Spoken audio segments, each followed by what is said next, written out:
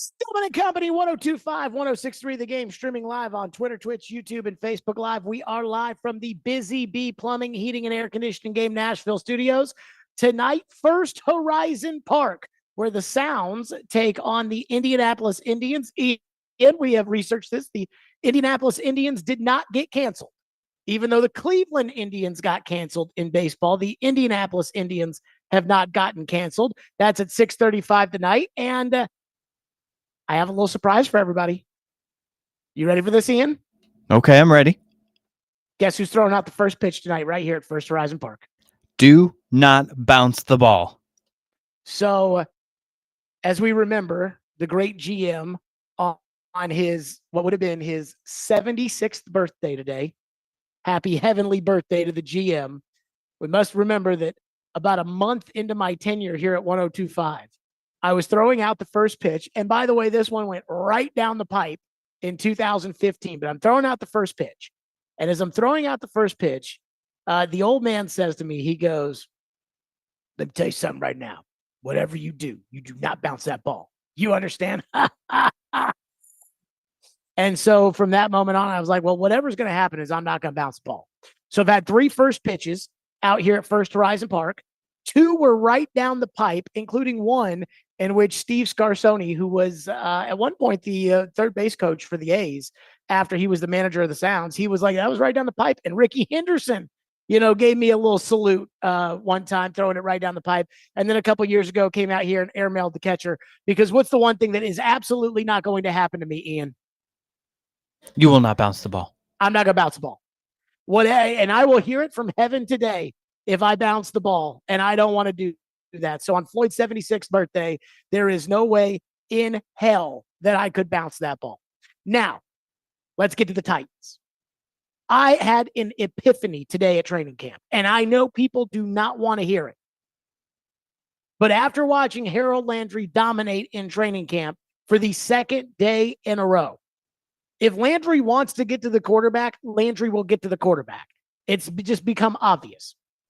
So after watching it 2 days in a row, and then watching Tajay Spears on a jump cut counter into the end zone, Tony Pollard jump cut counter into the end zone, I think that we need to prepare ourselves, and Brian Callahan needs to prepare this football team with the idea that they are going to run the football this year. Run the ball. And I know that for the last 6 years or so, ever since Matt LaFleur got off his ass and put Derrick Henry in the game, I know that the Titans have been predominantly a running team. I know that for the last 25 years, the Titans have been predominantly a running team. Whether it was Eddie George, Chris Johnson, Derrick Henry, doesn't matter. I mean, I remember how mad everybody got with exotic smash mouth. I remember. But they won some games running the ball with DeMarco Murray.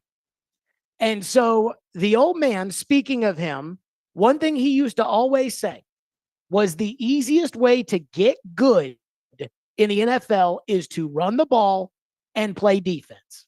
Well, everybody is convinced that the Titans have a good defense. I am not convinced of that, because that's what I thought last year. And then we had last year, and last year the Titans had an average defense, but they just looked good in training camp because the offensive line was a mess. So I'm not willing to make the same mistake again. But the moral of the story here, as far as I'm concerned, is if you want this team to win,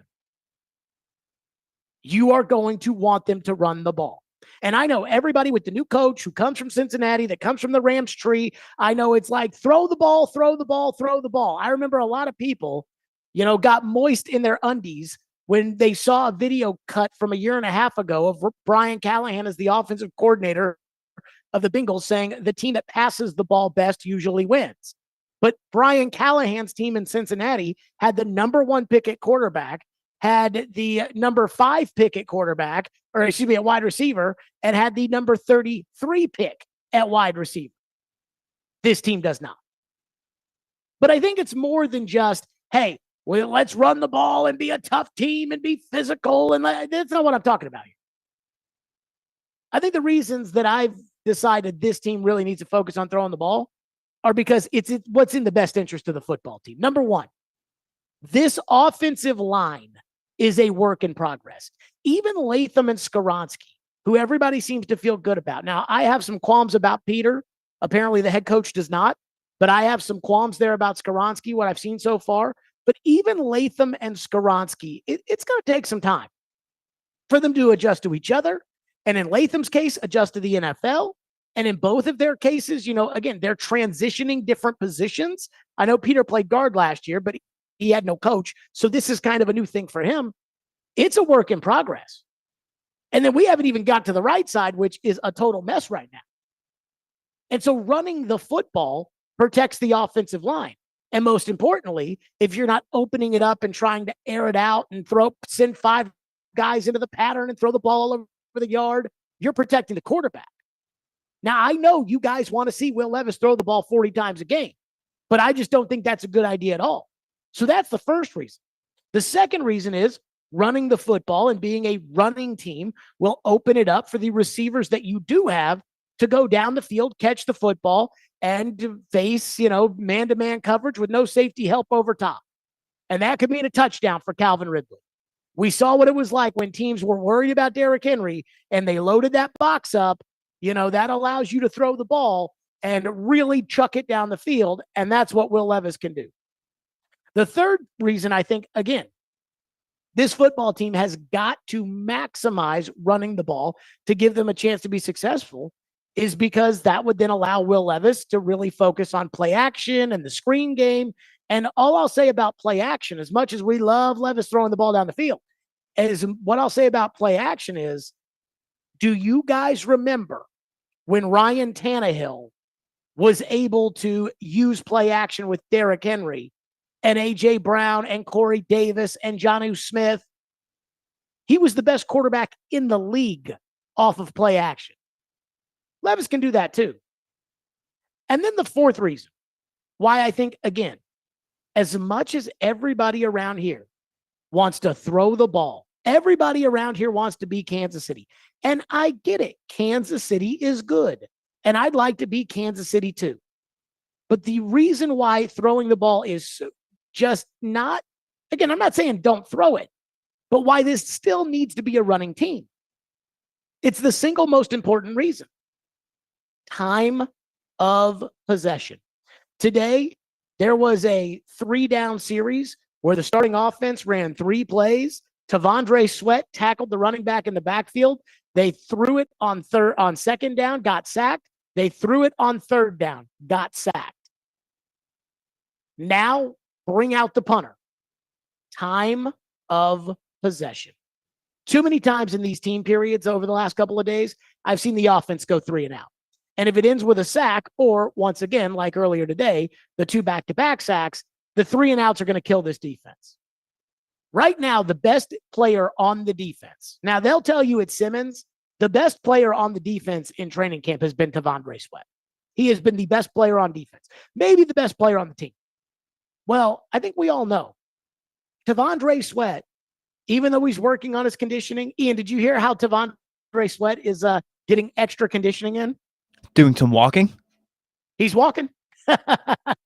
I mean, look, look, you play like that, you walk as much as you want. I don't care. But, I mean, I think we all know Tavondre Sweat cannot play 35 minutes a game. And while they'll take him out, and they're not going to play him every play, they didn't play Autry every play, they're not going to play Jeff every play. I get that.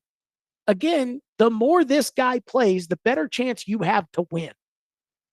If you're playing 35 minutes a game on defense, then that means there's going to be a lot of snaps for Keandre Coburn and a lot of snaps for TK McClendon and a lot of snaps for Marlon Davidson. And for every snap that Marlon Davidson gets, that's a snap that Tavondre Sweat does not.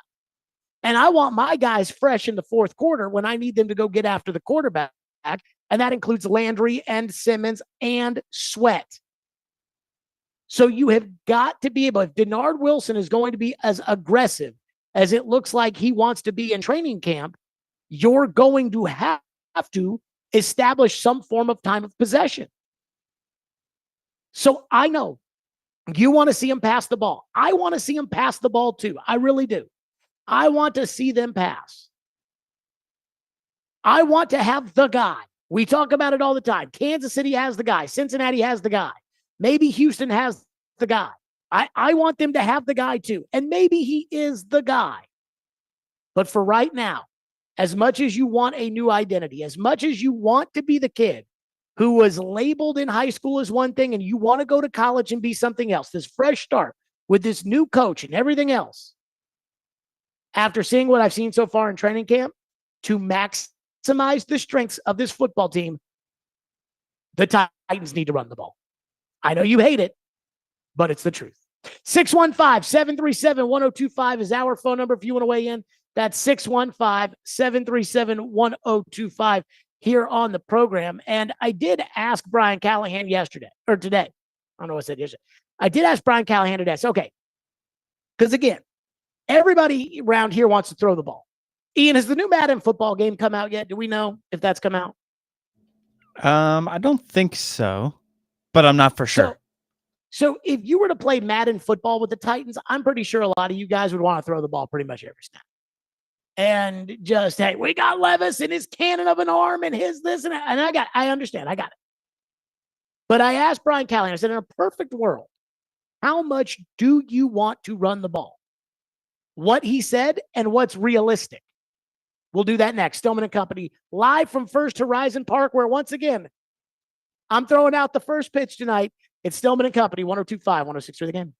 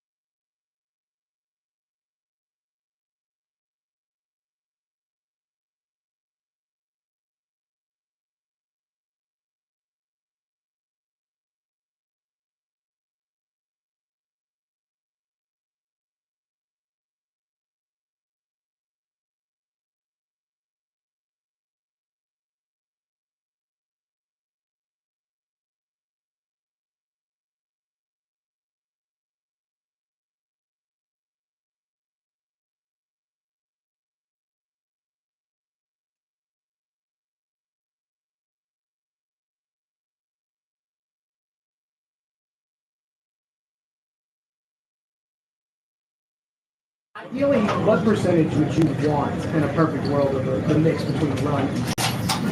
I mean, in a perfect world, that you'd like to be probably right around 50-50. It's usually not the case, down and distance wise and all that stuff. But yeah, that's probably the ideal. You hope to be able to marry your play action game with your run game well enough so that teams don't really know what's coming. That can go by formation, under center, in the gun, however that looks, to make sure that we're marrying up our action game, our naked game, our boot game, and our screen game with the run game. So you kind of package it all together. The reality of it is that, you get into spots where we're throwing the balls a little more advantageous. And so you're going to get to places where it might be more 60-40, depending on the game. But the perfect world, ideal world, you'd love to be right around 50-50. So a defense doesn't necessarily know exactly what you're going to do in what situation. Okay, that was Brian Callahan earlier today saying, hey, in a perfect world, I'd love to run the ball 50-50. I'd love to have, again, I think the average amount of snaps in a game, 60 snaps. I'd love to have 30 runs. I'd love to have 30 passes. And again, he's right. In a perfect world, you're always keeping the defense on their heels. They don't know if it's run or pass. On 3rd and 13, defenses know what you're going to do, and it makes it easier, clearly, to defend. And so I understand what he's saying. He said right there, sometimes the game kind of transitions you to a point to where it's 60-40, and he's talking about 60-40 throwing the ball. I think that's a bad idea for the Titans. Again, 60-40 throwing the football this year would mean what in the grand scheme of 60 snaps? Ian, what would that be? Would that be 40 passes, 20? I mean, that sounds right? I was trying to do math on the air. But we're talking about 20 runs and 40 passes? 60 plays. Yeah, that's about right. Yeah. You do not want Will Levis throwing the ball 40 times a game. I mean, again, the good teams don't want their quarterbacks, for the most part, outside of Kansas City. Like, Baltimore does not want Lamar to throw the ball 40 times a game. They do not want to throw it 40 times. So I think that would be bad. In fact, I think the best case scenario for the Titans would be the other way around, which is run the ball 35, 38 times in a game with some Levis scrambles and using the two backs, and then Levis throwing it 18, 17, something like that times per game early on. And before you get mad at me and say, well, but Jared, we want to develop the young quarterback. We want to be able to throw the ball. Before you do that, because some of you can do that anyways, just know running the football will not stunt the growth of the young quarterback. I looked it up today. The Buffalo Bills in 2018, which was Josh Allen's rookie year, the Buffalo Bills and Josh Allen, I mean, I think we can all agree, they really had to bring Josh Allen along. Like, he was nowhere near a finished product those first 2 years, and he didn't take off until year 3. The 2018 Bills, 31st in the NFL in passing, and I believe they were 28th in attempts. They were 6th in rushing attempts. So that was a team that used the 7th overall pick on a quarterback. They ended up trading their left tackle, a first-round draft choice, and I believe 2 second-round draft choices in order to get up to number 7 to take Josh Allen as their franchise quarterback. Now, knowing what we know now, we would all say that was a brilliant move. And it was. But the real brilliance in it was the fact that when Brian Daboll and Sean McDermott and those guys got their hands on Josh Allen, they didn't try to push him to do too much too fast. They ran the football. That's what this team, again, I think they need to do. I do not think it will hurt Will Levis to run the football. I think it will help Will Levis to run the football. And I know everybody wants to see the bomb. And he, unlike other Titans quarterbacks, I mean, I hate to compare him to Mariota, but for argument's sake, we'll do that. He can throw the bomb. Mariota, Tannehill could. It was, kind of more like a, hopefully he'll hit it in stride, but he was kind of more of a get a guy open and he can put it, 25, 30 yards down the field, and then Khalif Raymond can catch it and go with it. But it wasn't like, hey, I'm going to throw this ball as far as I can. You go run to the end zone and go get it. And in Will Levis's first start, that touchdown pass that he had to NWI, that he threw off the back foot while he was getting hit. I mean, we know what he's capable of. Everybody is going to want to see the bomb. Given the deficiencies that you have on the offensive line, and I was kind of questioning the whole idea of deficiencies on the offensive line today. Not that I didn't think they were bad, because, again, Landry had back-to-back sacks at one point, and I know they're trying with PTA. And PT's got some good reps in there, and Radens has had some good reps in there. Today at one point, Radens stood up Tavondre Sweat, which is something given how big and strong Tavondre Sweat is. But given the deficiencies on the right side of the offensive line and the growing nature of the left side of the offensive line, I think that they've got to take the ball out of the quarterback's hands and put it in the hands of the two running backs. We know both running backs are good.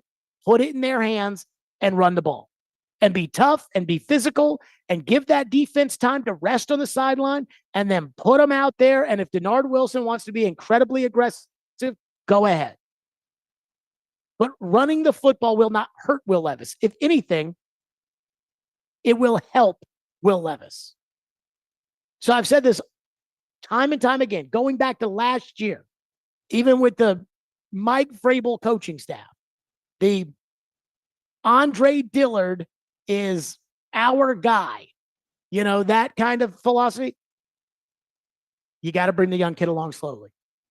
And I think that running the football, given the strengths of your good defense, I think running the football, given the caliber of the two backs you have, I think all this stuff, and I'm going to keep saying it over and over again because I think it's true. I think it is advantageous to the football team in order to run, and run. 615-737-1025 is our phone number. If you want to weigh in, 615-737-1025 here on the program. Our phone lines are driven by WilsonCountyHonda.com. Skylar says, oh God, do not tell me 85% of the time we're going to run the ball and play good defense. I thought we got rid of Vrabel Ball. That comes from Skylar. You really want to get rid of Vrabel Ball? See, running the football and playing good defense, to me, that's, as the old man used to say, the easiest way to win. That's not Vrabel Ball. You want to know what Vrabel Ball is to me? Vrabel Ball is sticking your head up your ass and thinking that your crappy offensive lineman can block and relying on it, saying, no, we can put Andre Dillard man on man against Myles Garrett with 2 seconds left in the first half at Cleveland with 3 points right there on the board. That was Vrabel Ball at the end. That's what I'm getting away from.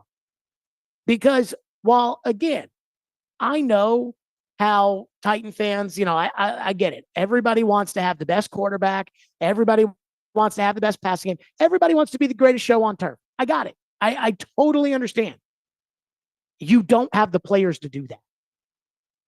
And I have to give Caroline credit because she called it during the spring when she said, oh, this is what we call it'll be fine season, where everybody says, oh, it'll be fine. It'll be fine. It'll be fine.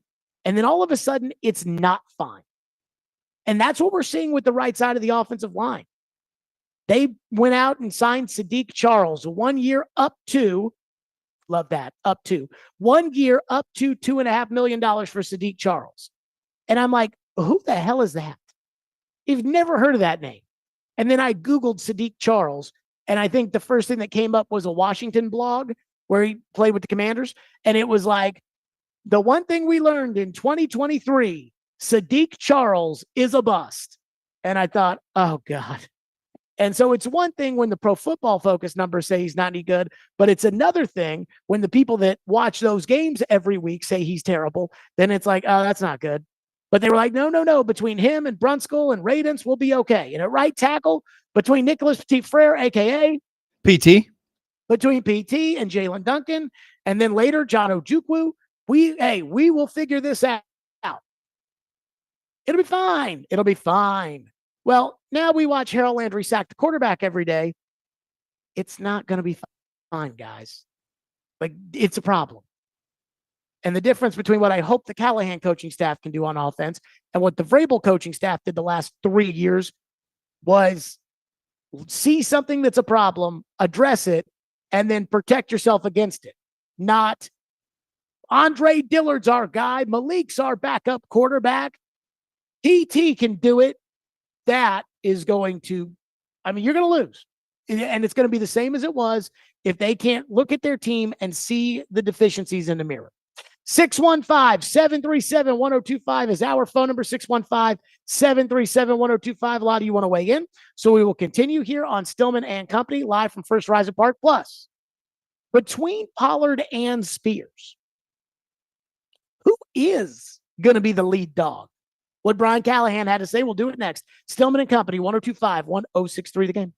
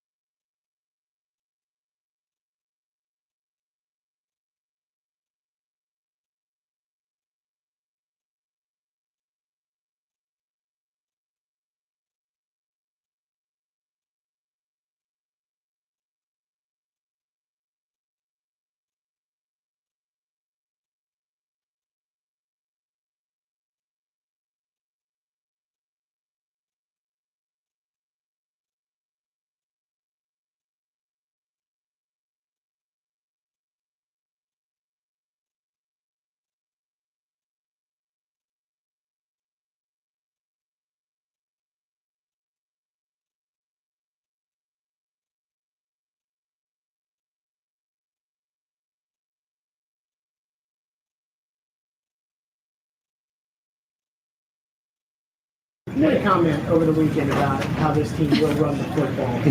And with the two different running backs that you have, as opposed to giving it to one guy 28 times, how do you envision getting both backs in rhythm so that you can continuously run the football the way you want?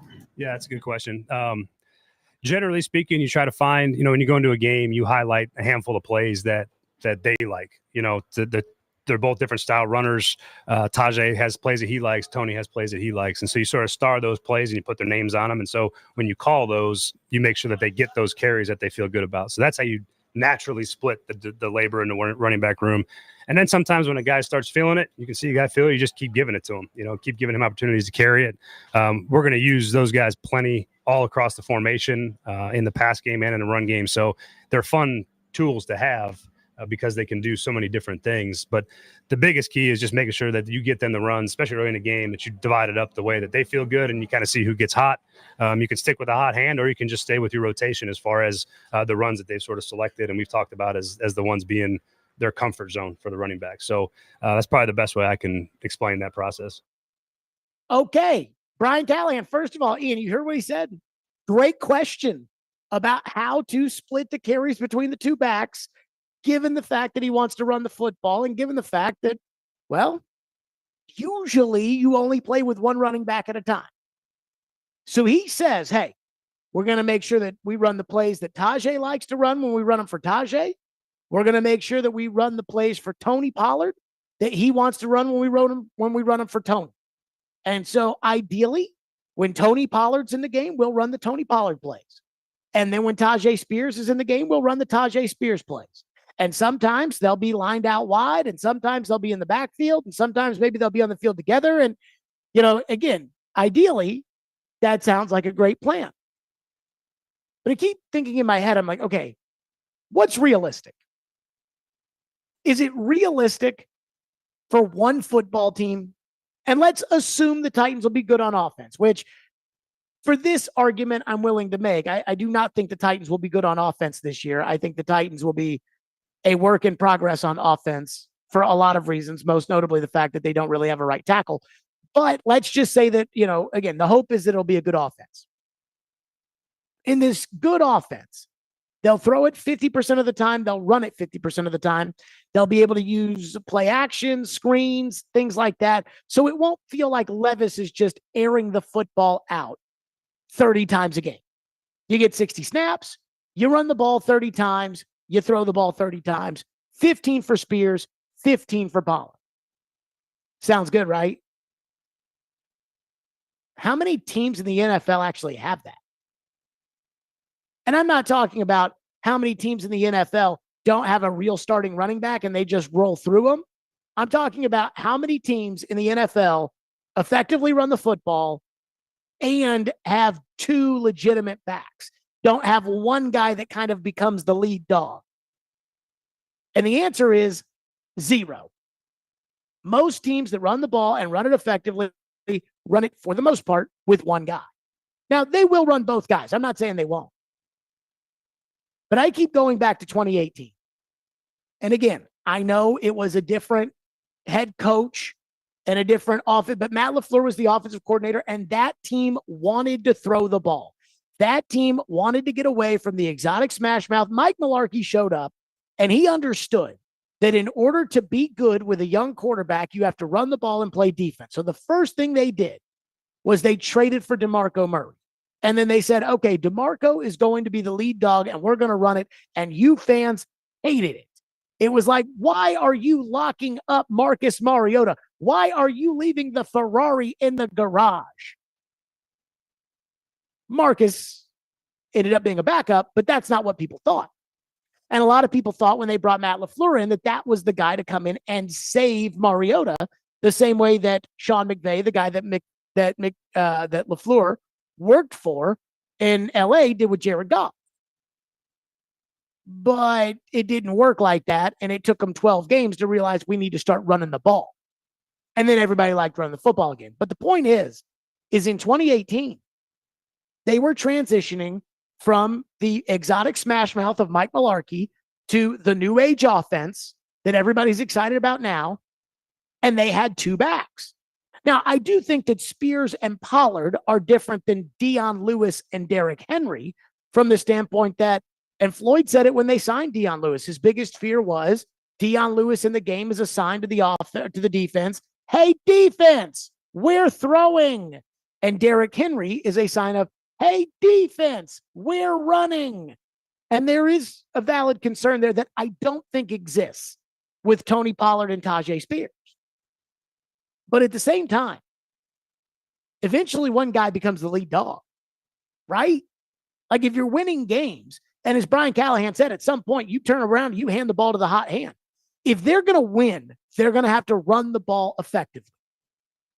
Well, if Tony Pollard becomes the hot hand guy, then who do you think's getting the ball more next week? It'll be Tony Pollard. And then it kind of becomes Pollard carrying the ball 17 times, Tajay Spears carrying it 9, and now you see the separation between the two. And I think the lead dog is going to be Tony Pollard. And I think Tajay Spears is going to be, he's going to have more of a role in the running game than he did last year, but I still think he's going to be roughly the third down pass catching running back. Now, again, he did have a nice little jump cut, ran into the end zone for a touchdown. So did Pollard today. But I think that Pollard, because I think Pollard's a little bit ahead, and this might be an experience thing, but I think he's a little bit ahead of Spears in pass protection. I think Pollard's probably going to be the lead guy. And they're going to go into the first game wanting to divvy up the carries 50-50, but it's not going to work like that in the grand scheme of things in the big picture. 615-737-1025. Michael in Madison says, I couldn't give a rat's ass how it happens. Just get me some wins this year. It could be 2-0 in double overtime. Just win, baby. Well, if you want to win, Michael in Madison, you need to run the football. I mean, the idea that you're going to come out, wing it 40 times with this offensive line, I mean, to me, that you got a 0% chance of that being effective. This offensive line's in bad shape, guys. Like, Harold Landry gets a sack every time he wants to. And we all know it's like Joe yesterday. Ian, did you hear Joe? He tried to go to that well during Jared versus Joe. Well, you know, Simmons and Landry, those are good players. Mm-hmm. And everybody has a Harold Landry on their team. That's not to knock Harold Landry. Harold Landry's a solid NFL player. He makes a boatload of money, and he's worth it. But every team has a guy like that, if not better. So if Harold Landry's doing that to you in practice, so are their guys in the game. And we lived this with Andre Dillon.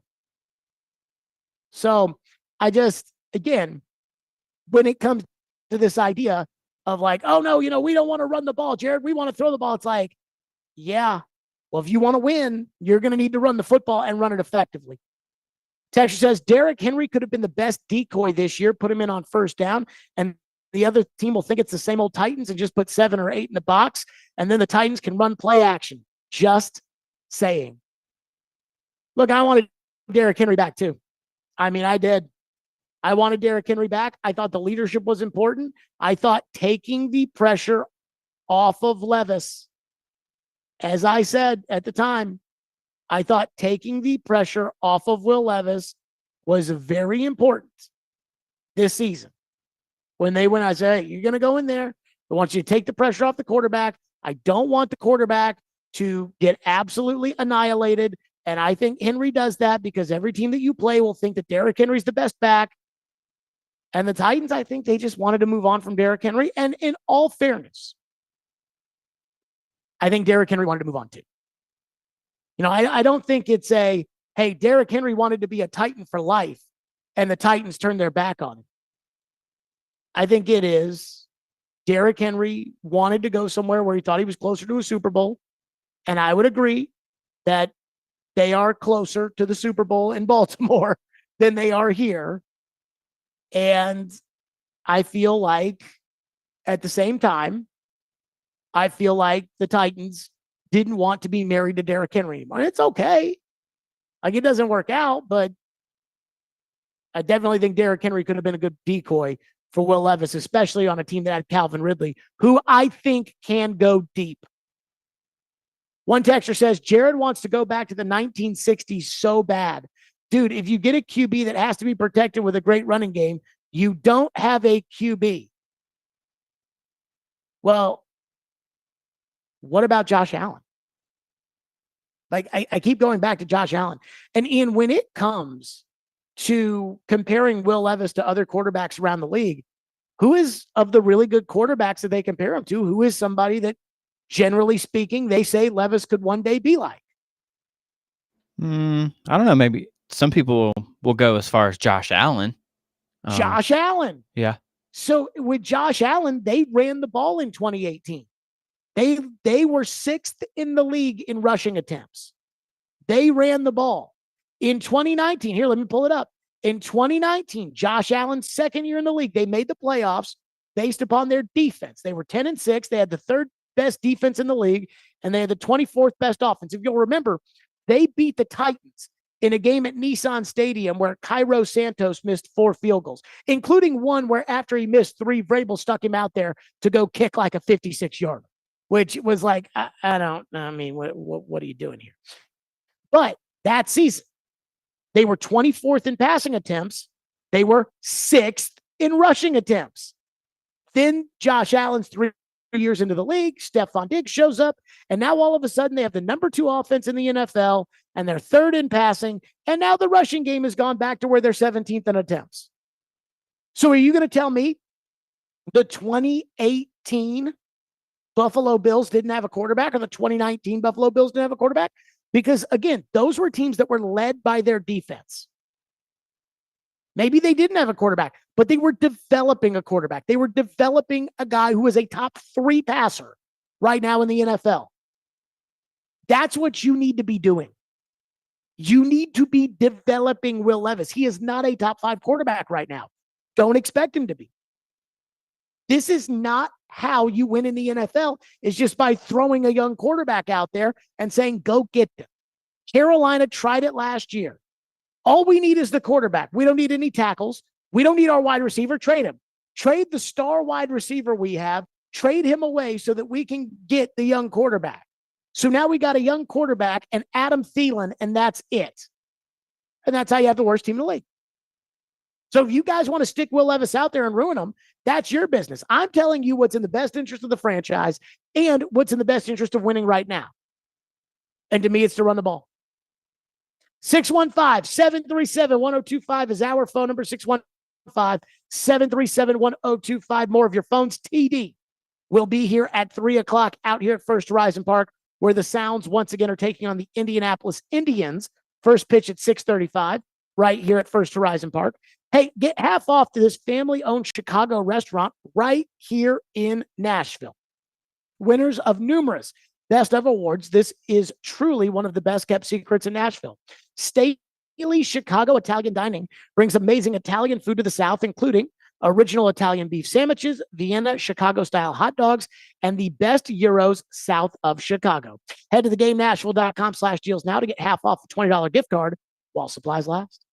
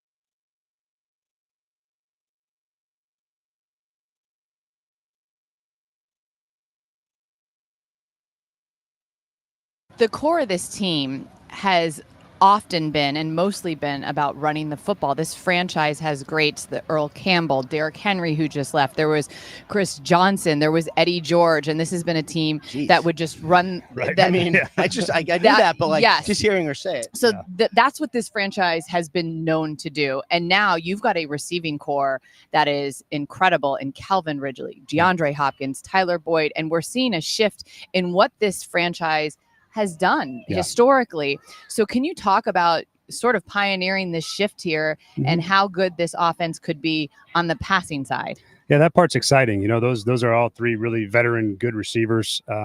I think Will Levis has had a really nice start to camp. I'm excited about what he's done. And so you put all those things together, it has the makings of a productive passing group. But I do, as you mentioned, all those incredible running backs and run games that they've had here. You know, I think my dad would maybe disown me if I didn't talk about how good we think we're going to be able to run the ball. It's going to be a different style maybe than what we're used to. But our two running backs between Tony Pollard and Tajay Spears, I think are going to be two fantastic a 1-2 punch complement in the run game and the pass game. So I'm excited about the whole pieces because I think we have the makings of being a really competitive offense. And, you know, I'm kind of all about scoring as many points as possible, whatever way is best. Yeah, it doesn't matter how you get there, right? It doesn't matter.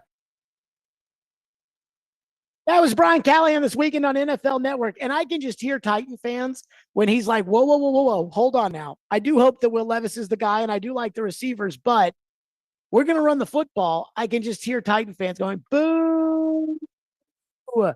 We don't want to run the football. We want to throw the football. We want to be the Chiefs. Yeah. Do you want to develop the young quarterback? Do you want to save your defense so they're not on the field 34, 35 minutes a game so that T'Vondre Sweat can be at his best when the game matters most? Do you want to hide your deficiencies on the offensive line? Okay, run the football. Justin texts in and says, many fans say that they hate the run-first offense. I agree. He says they say it is old school or from the 1970s, but if you get the running game going, it opens up the passing game. I feel like having a run-first offense also protects Levis to keep him from getting killed early in the season while the line is still gelling. Ding, ding, ding, ding, ding. Yes, that is the most important part of this is, hey, you're going to protect the young quarterback when you do this. We want them to protect the young quarterback, right? We know the offensive line is a work in progress. Even if you are not a doomsayer like I am when it comes to the fact that the Titans don't have a right tackle. I don't want to tell the story, but I might because it is the GM's birthday today. I don't want to tell the right tackle story, but they don't have a right tackle. And so how do you get over that for right now? If you're one of these people that has said, it doesn't matter, Jared, Bill Callahan will figure out the line. Well, he's not going to figure it out week one. It's going to be an over the course of the season kind of thing with Bill Callahan. So while you're doing it, let's run the football, hand it off to the guy you paid $8 million to. You're paying him the same amount of money Derrick Henry's getting in Baltimore. And trust me, they're going to run the ball with Derrick Henry in Baltimore. It will not be the end of the world. But again, a lot of fans are, we want to throw the ball. We want to throw it down the field. We wanted this. We wanted that. I tell you, Jared, we don't want any of that 1970s football. We're not going to, we don't want that. One texter says the Bengals ran the football more than people believe. So I actually should have done this. I was thinking about this, and then I guess I was thinking about the Bills and everything else. But I do wonder how much the Bengals ran the football with Joe Mixon as they got Joe Burrow established. Now, we have to remember that first year, their line was terrible too with Joe Burrow in 2020, and then Joe Burrow got hurt. And then after that, they had Jamar Chase and T. Higgins, and as good as your receivers might be, your receivers are not Jamar Chase, and they are not T. Higgins. If you had Jamar Chase and T. Higgins, it might be a little different. One texter into the text line says, neither of these backs can take hits behind the line of scrimmage and still get 3 yards. I do not think that this team is going to be able to block well enough to run the ball. Now, that is a little bit of a problem because there was one run play today where T'Vondre Sweat just swallowed up. I think it was Spears, but it could have been, I wouldn't have mattered who it was. And Tavondre Sweat just ate him like it was a Pac-Man video game. And if that's the case where you can't block and run, it's going to be pretty hard. I do not think that the Derrick Henry that walked out of here was the same Derrick Henry that won back-to-back rushing titles in 2019 and 2020 and was on his way to winning another in 2021. I don't think he was the same guy, but I think that we might have thought Derrick Henry was 60% of that Derrick Henry. And I bet you it's closer to 80%, but that the offensive line just degraded so much over the last 3 years that it made Derrick Henry look bad, because Derrick Henry was, there were runs where Derrick should have lost 4 or 5 and he ended up gaining 1. And it's like, well, that doesn't do you any good. Now it's 2nd and 9, or it was 2nd and 10. They ran the ball. Now it's 3rd and 9, but it was a work of art within itself, a testament to Derrick Henry's ability that Derrick was able to get you back to 4 that Aaron Brewer's tiny tush got pushed back to begin with. Speaking of Brewer, I saw that he had a pretty bad hand injury yesterday in practice. Hope he's doing okay. Taylor texts into the text line and says, is it just the right side of the offensive line that is a problem? What about the left side of the line? Now, this is where you can either trust Brian Callahan and the resources that he has compared to me, or you can trust me with what I'm seeing. And I'm not saying Brian Callahan's wrong, because the one thing that I don't have is I don't have the ability. Once I see a play in practice, that's the only time I get to see it. I do not have the ability to watch a play 6 or 7 times in order to really get a feel for what actually happened. Brian Callahan does. I also don't have the education that Brian Callahan has that can sit there and tell me, okay, this was a good play as opposed to a bad play. I don't know the plays that they're running as far as, well, was this Skoronski's fault or not Skoronski's fault? And my dad is not Bill Callahan. His dad is, which means, hey, his dad's going to shoot him straight on who's doing well and who's not. But today he was just gushing about Peter Skoronski. I don't think I've seen that in practice. Now, I haven't seen a bunch of blowups and said, oh, Skoronski. But again, you can't go back and DVR it and rewind back, or, NFL Plus and see what happened the next day, or I can't do any of that. But at the same time, like, when it comes to Skoronski, he's getting beat by some nobodies out there in the one-on-ones. Maybe it happens. But I think he's out of shape. Today, when they were doing one-on-ones, so I didn't see Will Levis threw an interception to Luke Gifford today in 7-on-7. I didn't see that, because while everybody else is watching the offense and defense in 7-on-7, which is probably a sexier thing to watch at practice, I'm watching the fat boys. You know me. I like watching the fat guys. So I'm watching the fat guys, and all the offensive linemen are standing up except Skoronski, who's down on a knee. And he is huffing and puffing. And then Bill Callahan calls out and says, I need a guard. And Skoronski kind of looks around and is like, okay, puts his helmet on, and he waddles up to the line. And I'm not going to repeat what Bill Callahan said, but it's something that I say on this show a lot that probably doesn't get said very often on the other shows. And he was asking Skoronski to do that. Something that I ask you guys as fans to do often. The thing that Mike Vrabel wouldn't do, and that's why he doesn't have a job.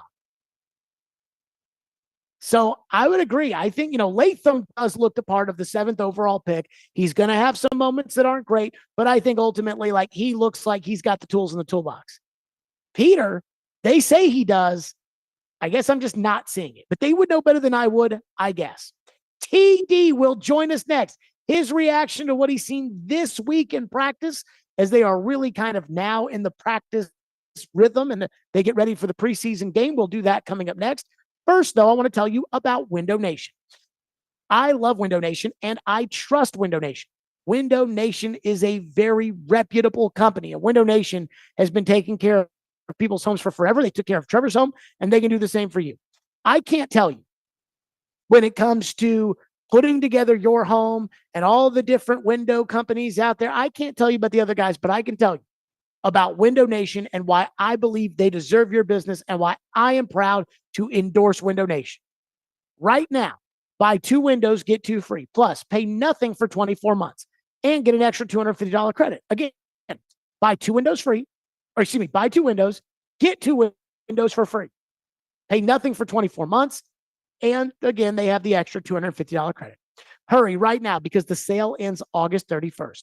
So schedule an in-home estimate today by calling 866-90-NATION or visiting windownation.com. That's 866-90-NATION, windownation.com.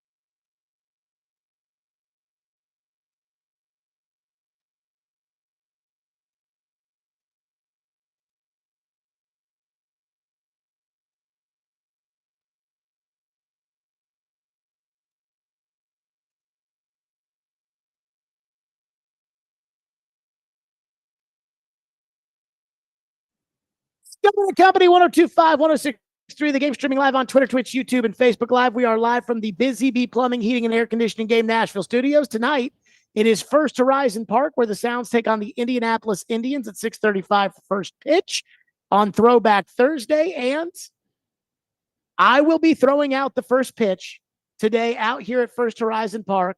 TD is with us for the TD Power Hour to Ron Davenport from ESPN. TD, I am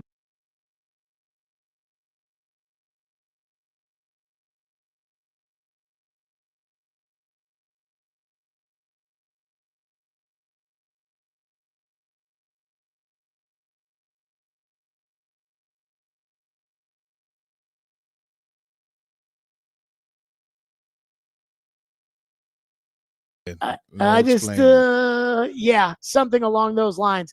So TD, let's get right to it. Your thoughts this week. Brian Callahan said on Sunday something that I really thought was, I think adds up, which is he's like, now I really feel like practice has started. Now that they've had the pads on for a week and a half, now that they're really kind of in the mix of camp and everything else, what are your takeaways so far now that they're in the groove?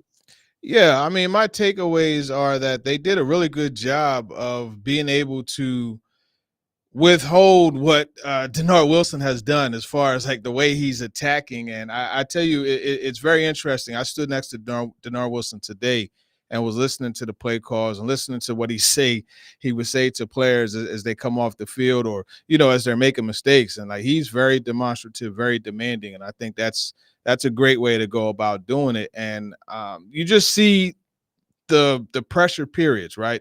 Will Levis being able to go to guys like Traylon Burks on the quick crossers, even Calvin Ridley being able to go to guys like Tyler Boyd, because they're going to have to do that because the offense, that line specifically, they've struggled with some of the pressures. And it's not all pressures coming from, the guys up front, the front forward. There's linebackers coming, there's corners coming. You don't know who's coming. And I think that's a really good thing for them to see that, and they're overcoming it. So that's really good. I made the comment to somebody today. I think it was Corey. I can't remember. I made the comment. You want to know who messes up on a defensive play? Go listen to the coordinator because he'll let you know. He's going to let you know. Right after every play. I mean, sometimes I don't even know how he gets the play call in because he reacts after a play is over, and then he's coaching up somebody after the play's over, and then he's getting the play call in for the next play. And I'm not exactly sure how Denard Wilson does it. I do wonder, are you worried about the right side of the offensive line right now, or do you think that they've got something that they can work with? Yeah, no, I think they have something that they could work with. It's not exactly the best. We're not looking at the old Cowboys or even the old Titans line, Roger Saffold and Lewan and the crew. It's not that, but I think there's something to work with. You look at the pedigree. You have a second-round pick in Dylan Radins. You have a third-round pick in also Nicholas Petit-Ferrer, and obviously what's on the left side, and the center. So there's something to work with. They just have to, and that's why I asked Skoronski today just about the importance of figuring out who's going to be over there so you can get that continuity. That's the most critical part of offensive line play, to have all think as one. And so the sooner they could get that sorted out. Now, obviously they have to have the right guys, but I think they can find the right guys. I'll entertain they don't have a right tackle story. I'll entertain that. But I'll say this, again, as I said last week, this isn't the first time like a team has gone into training camp with a position battle, right? They don't have one that's set in stone right now, but they believe out of the group they'll have one. So, yes, to answer your question, I firmly believe that they have, something to work with. I don't think that PT is as bad as Andre Dillard was last year, but I do, the last 2 days especially, feel like Harold Landry has been doing to the offense what Arden Key was doing last year, and that does concern me a little bit. Yeah. Here's the thing, and this is why, and we always talk about this, right, Jared? Never get too high, never get too low, right? You take what you're watching for what it is. Okay, today Arden Key dominated Andre Dillard. Okay, today that's what happened. Let's see what happens tomorrow. And then you just take it and you store it. Okay, you know what? When the season opener comes, it's either going to be Arden Key's going to kill it, or he's not going to. And Sure. that's the way it works. And you just keep going. You never really get into any fully definitive, okay, you know what? He's the guy. I think one thing that I looked at too when it came to training camp was, I did want to see the battle on the right side of the line, which is a competition, but it does kind of feel to me, and I want your opinion on this. It does kind of feel to me like right now, and I don't know what's happened to Brunskill, but I feel like it's kind of like Radens or somebody off the roster at right guard, and it's absolutely either Petit Frere or somebody off the roster at right tackle. Am I wrong for thinking that? No, it's very possible. It's very possible. I think Petit Frere, I think he's going to be the starter. Yeah, and I do too. And look, I'm not sure. Like, we didn't talk about, you and I, we didn't talk about, what your take was on Petit Frere, but I'm not going to say he's looked horrible. I think he's looked serviceable. Again, we're not talking about someone, hey, look, this is going to be Lane Johnson going for. No, I'm not saying that. Sure. But I think he is someone, from what I've seen, that looks like he could potentially get the job done and has earned a shot. Well, I don't want to say earned, but I think he has put himself in position to where he should be considered for that starting spot. I think you and I don't want to speak for you, but I would just say that I think that Duncan and Ojukwu have probably proven themselves as not starting tackles, options for them at right tackle, which is why I do think it's going to be Petit Frere. I think Petit Frere looked really solid on Sunday. I wasn't out there on Saturday. You were. I thought he looked really solid on Sunday. I was very encouraged. Yesterday, I thought it was okay. He had the one where Landry just kind of, beat him off the edge and got to Levis on third down and affected the pass. And then today, I was a little disappointed that there were back-to-back sacks, right there against Landry, that I worry about, okay, is this going to be a problem every 3rd and 8 with the edge rusher against Petit Frere?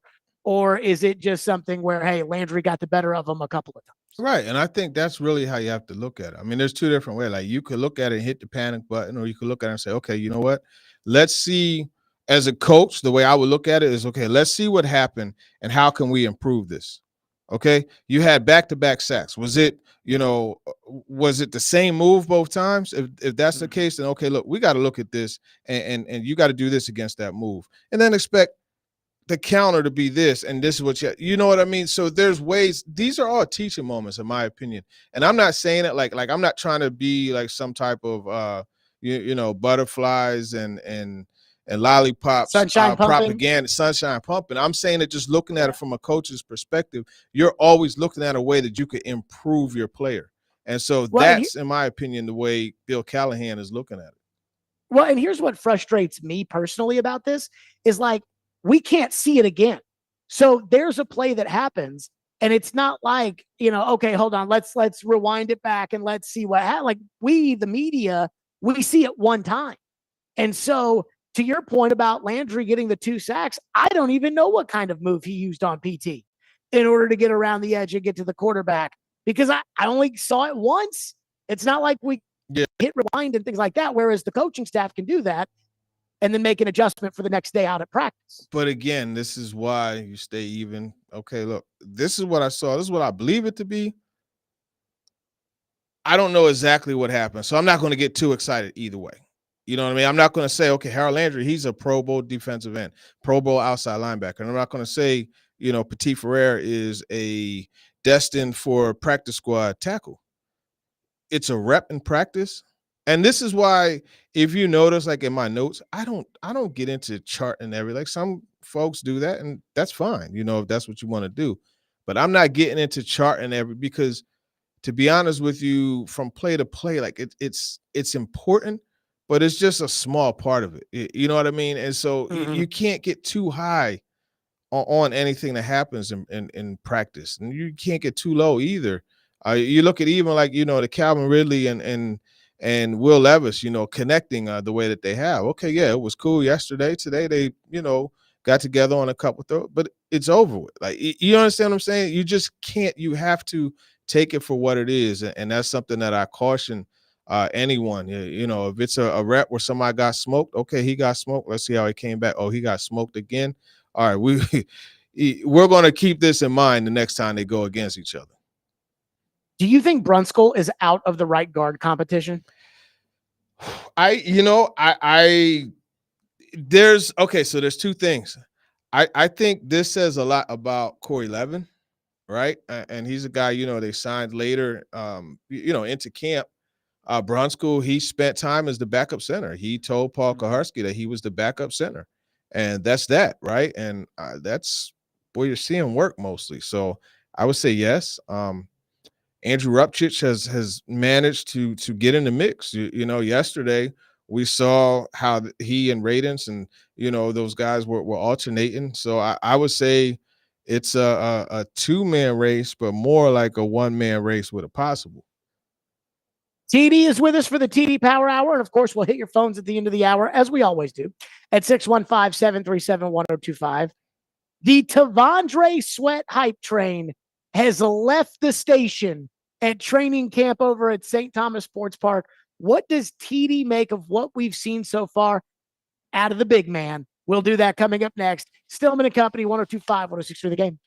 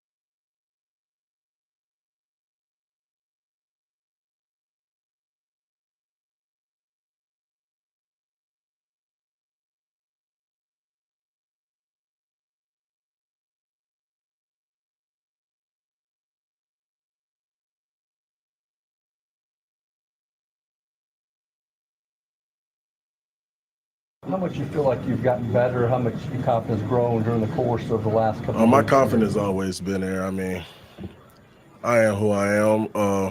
Like I said, I just can't wait to get out there and showcase my skills at the next level. That was T'Vondre Sweat today. He will have the opportunity to do that for everybody on Saturday night at Nissan Stadium against the 49ers. TD's with us for the TD Power Hour. TD, T'Vondre Sweat, it feels like every day has put his skills on display so far at training camp. What do you make of what we've seen out of the big guy?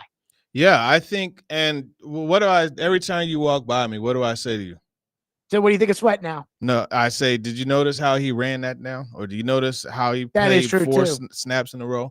That is a great sign. That's why I asked him today if the conditioning that he's doing as far as running after the ball as a form of conditioning is something that he's always done. Because Denard Wilson said that that's, what he suggested him to do. And I tell you, yesterday there was I want to say 2 days last week, there was a screen pass, and Sweat got quick pressure, and he was in Levis's face. Levis dumped it off, on a screen to Pollard. Pollard caught the ball. They were in in red zone, regular red zone.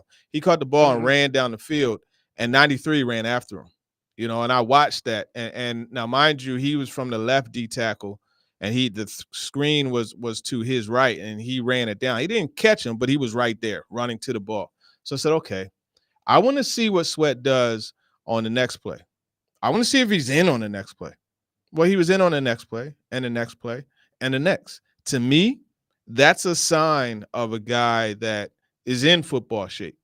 And then you look earlier today, Levis, there was pressure, and Levis had to get out of the pocket, right? Sweat chased him.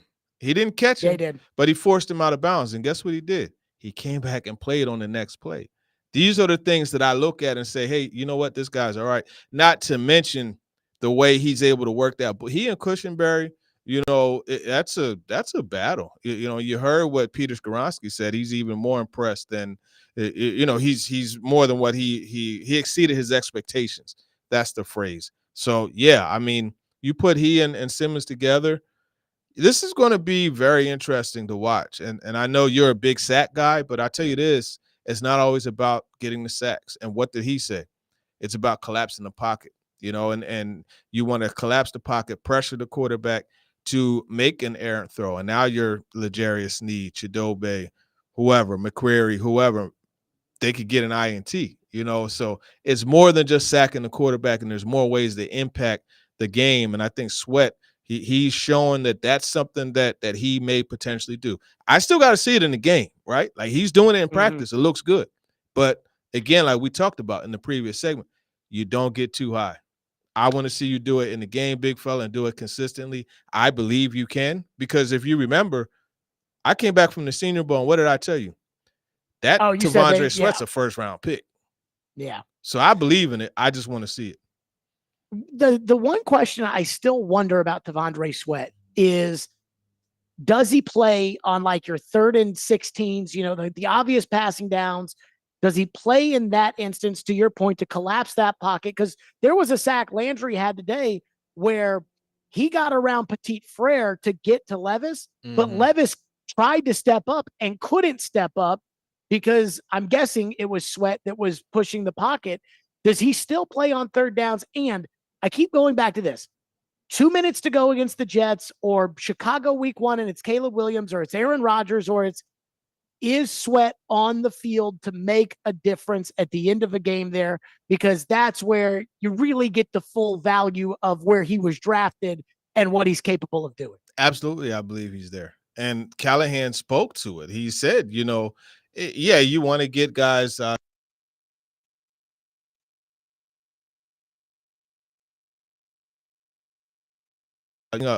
your description. You just described the importance of collapsing the pocket, because if Harold Landry gets that pressure off the middle, off the edge, and Caleb Williams could step up in the pocket and deliver a strike down the field to Rome Odunze, yeah, he got a pressure, but it didn't matter.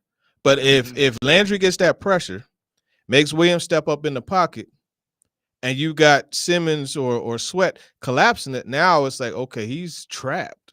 And the first thing he thinks is, oh, you know what? And he's like, I got to get out of Dodge. You see what I'm saying? So now that open receiver down the field, it doesn't happen.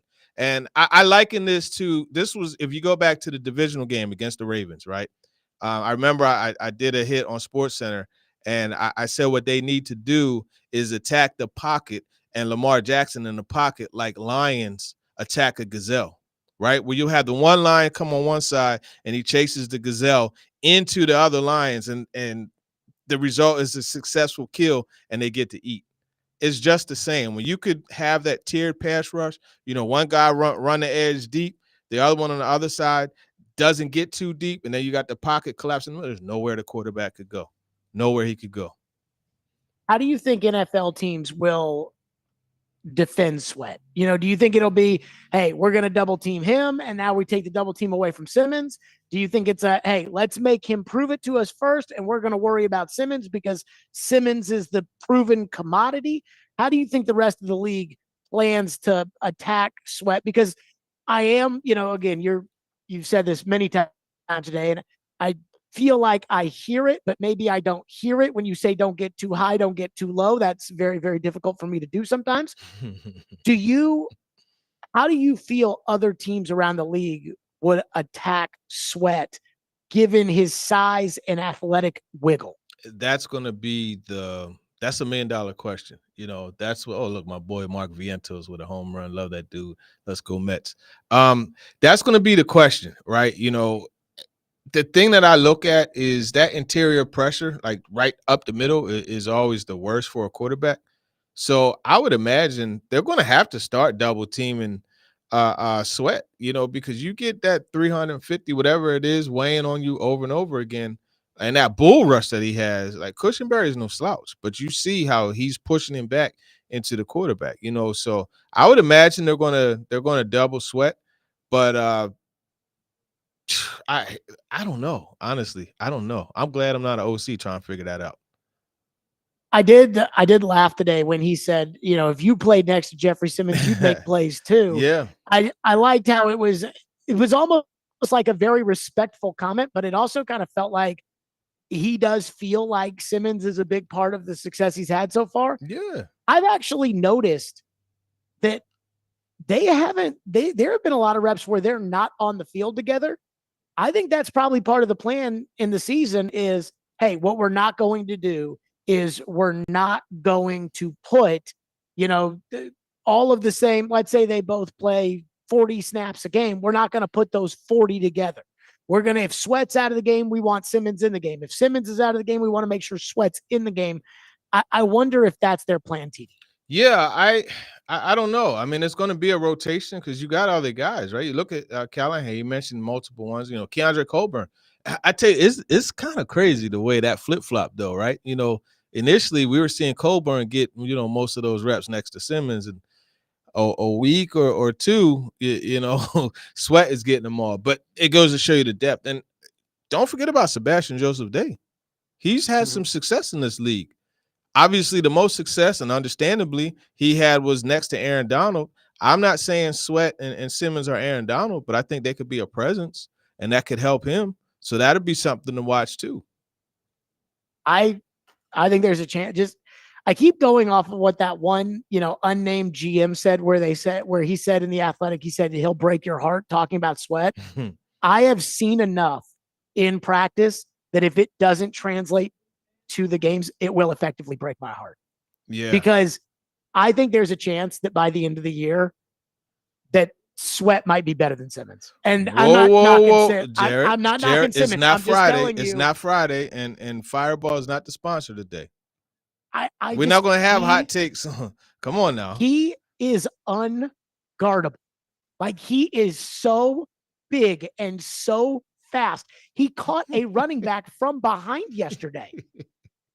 A running back, like a 160-pound running back. I hear what you're saying, man, but I'm laughing because I could just picture Paul Kaharski like looking at me saying, "Prisoner after every moment." I know. Get yourself out of that cell. I was telling Paul today, you know, like for Simmons, and I don't want to speak for anybody else, so I'm just speaking for me. Oh, for Simmons, I feel like he's hit a certain level, but I feel like there's another level for Simmons to hit in his career. That they, you know, he's good, but he's not Aaron Donald, Chris Jones yet, and I think he's got the talent to be maybe not Aaron Donald, but Chris Jones, where it's like every big game he makes 3 plays that just absolutely wreck the game. Yeah. And yet, when Simmons was drafted, there was a lot of talk about how he could be the next Hainsworth. And I don't think Simmons plays as big as Hainsworth used to play. Sweat's bigger than Hainsworth. I think Sweat might be the guy that has the potential to be the next Hainsworth. It's funny you say that. I was talking to, who was I talking to? It was a former Titan. I don't remember who it was because they were at practice yesterday. And that's what they said. Like, I wonder if he could have, like, he could be that record like Hainsworth, you know. Yeah. And look, I think Simmons has, because hey, look, man, go back to that Bengals game.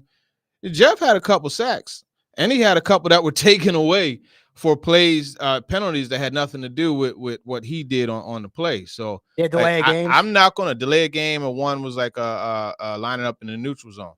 I'm not going to say that Simmons, you know, let's not. Both of those guys could be good, right? Let's not make Simmons this had that Sunday nighter at the Rams. Hey, where Simmons is something Aaron special. Let's make sure we keep the main thing. Simmons is special. Alongside Sweat, that duo could be very special. And that's the thing. And this is probably what Chad Brinker and Rand Carthon and Anthony Robinson and Denard Wilson and Callahan, all of them, this is probably what all of those guys envisioned when, you know, they say, hey, look, man, we're going to get on this plane. We're going to go down to Houston. We got to see what's up with T-Sweat, man. Because I know one thing. It could be a big reward. It's a risk, but it could be a big reward. I will say this. What I have seen in practice is exactly why you get on that plane. Because they don't make guys like that, and it's not.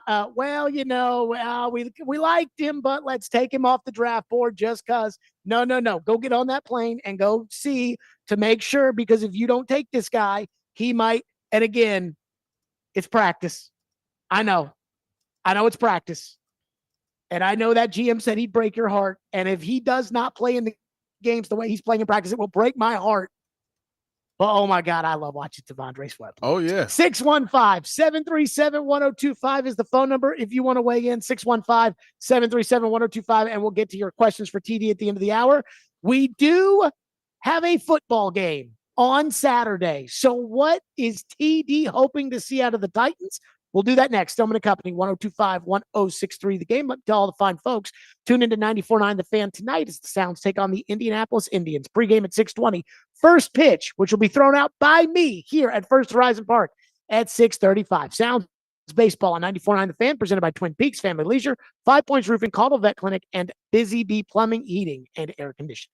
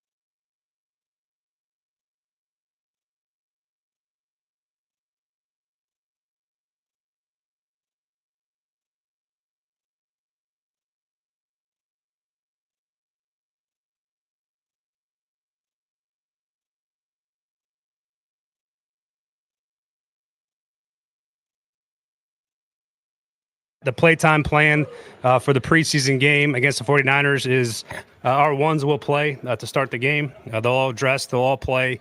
Like to let them go roughly a series or two, depending on how those series go. And then those guys will be out from the lineup, and the rest of the guys will take over from there. So you will see our ones outside of Jeffrey and Harold on defense, and the guys that have been out will be out. So there's no change in those guys' status. They will also be out. And then we'll play a little football. Can't wait.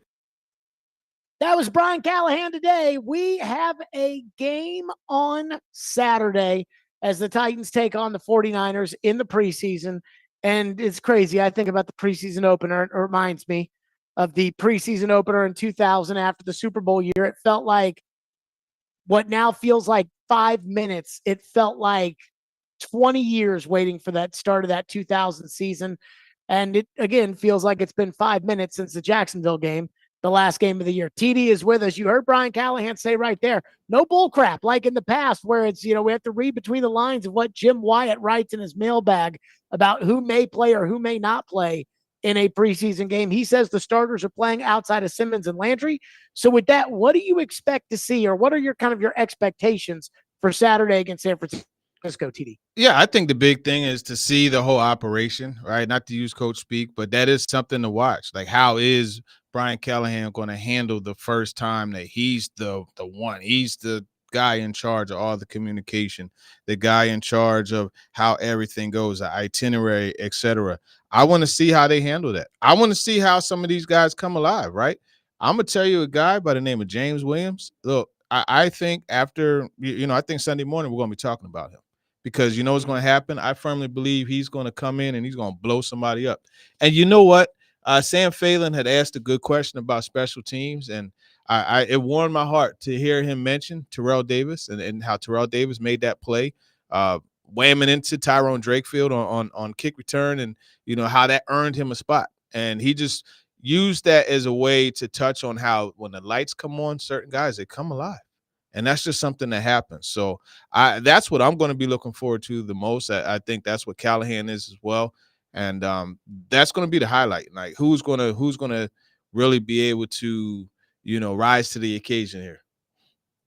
I wonder a couple of things. First, I wonder if they're only going to play a series or two, the starters. I don't care about defense, but he only said that Simmons and Landry would be out. Does that mean that L'Jarius Sneed might actually play in the preseason game? I think Sneed is kind of like in a different category. I would be very surprised if he played in a preseason game. Remember, this guy, and this is not me taking a shot at him at all, because, I appreciate his ability and what he brings to the table and the fact that he played so much last year. But he didn't play in the preseason. He didn't practice. Yeah. He said that to us. So I wouldn't expect him to play. He also looks miserable on the sidelines during practice in like full-on sweats. What do you think they'll do with the offensive line? Do you think it'll just be one or two series for the offensive line, or do you think it's something where, no, it's one or two series for the offensive line with Levis and Ridley and that group, but when Mason Rudolph goes in there, they're still going to want to get more reps for the offensive line? Oh, good question. I think you got to give whoever the first group is, I think you give them a series or two, right? And then you start rotating guys in and see from there. But if it starts to get just terrible, then, and you can't even execute your vanilla offense, then you could have a problem. So I don't know, man. I don't know. You're stumping me today. Well, I would just want to see them keep that group together because, how many reps do they get in a practice, in team period as all one unit? Probably about 12, right? Like on a given day of a, team period, 11 on 11, pop in the pads, first team before they bring in the second group. It's probably about 12 reps, right? Yeah, I would say probably about 12. I mean, that's what I would imagine a series or two to look like, 2 series.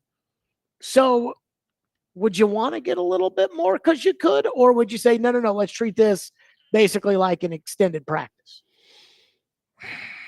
He got that balance, right? Of, okay, I want guys to get work, but I don't want to risk guys getting hurt.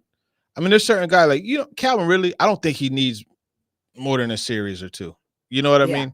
I don't think he does. Levis, give him a series or two. Like, but there's other guys like Dylan Radins, Petit Ferrer. They should get extended time, right? Because you're really taking a long look at them. And let's face the facts. Like, you look at now what you have at hand, after Sadiq Charles has retired. Now, like, you have your two guys at the top of that rotation, and there's a gap. Like, call a spade. There's a gap. So you want to give those guys every chance, every opportunity to prove themselves, to be worthy of, that starting role. And then you have the guys coming, your Andrew Rupchich, your Daniel Brunskill at center, your other guys, Jalen Duncan, your John Ojukwus, those types. You give them a chance after that, but you really want to give, your starters, questionable starters, every chance. What did you make of what Will Levis said this week about NWI? Because I've been talking about how I think Burke should get the first crack to replace Hopkins. And so I think Burke should start on Saturday. But I don't think it should just be okay, if Hopkins is out for the Chicago game, then Burks is in. I mean, I think NWI has made a valid case based off his production year after year that, hey, he can be the backup, that he can get in there if he's got to. And then Levis asked about the returning receivers, really went out on a limb talking about how NWI doesn't get enough respect in the building.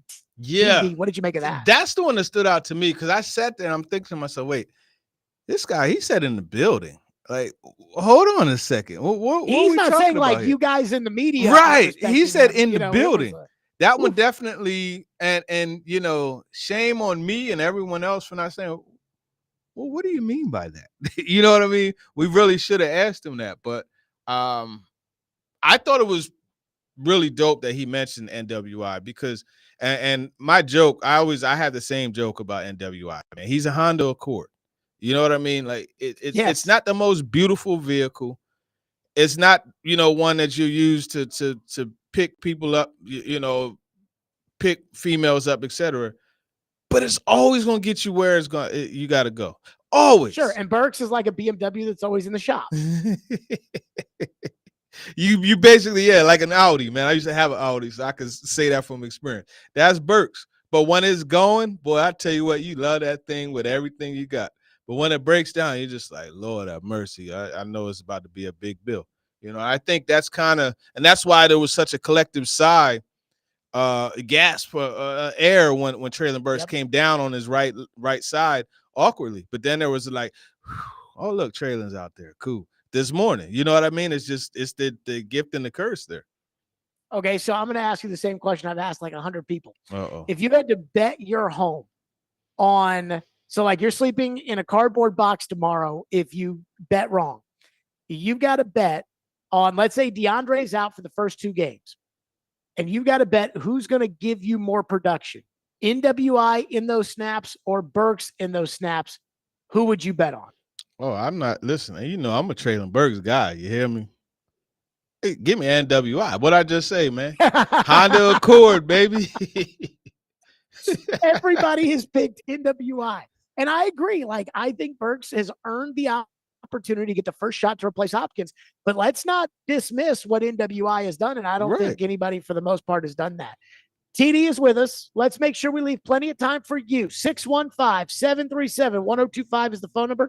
615-737-1025. TD hits your questions at the bottom of the hour, as we always do. Plus, Team USA is now taking the lead. It took them until there's 1:38 to go in the fourth quarter, but we now lead Serbia. And so we might avoid what would have been a massive loss in the semifinals. 615-737-1025. Stillman and Company, 1025, 106 for the game.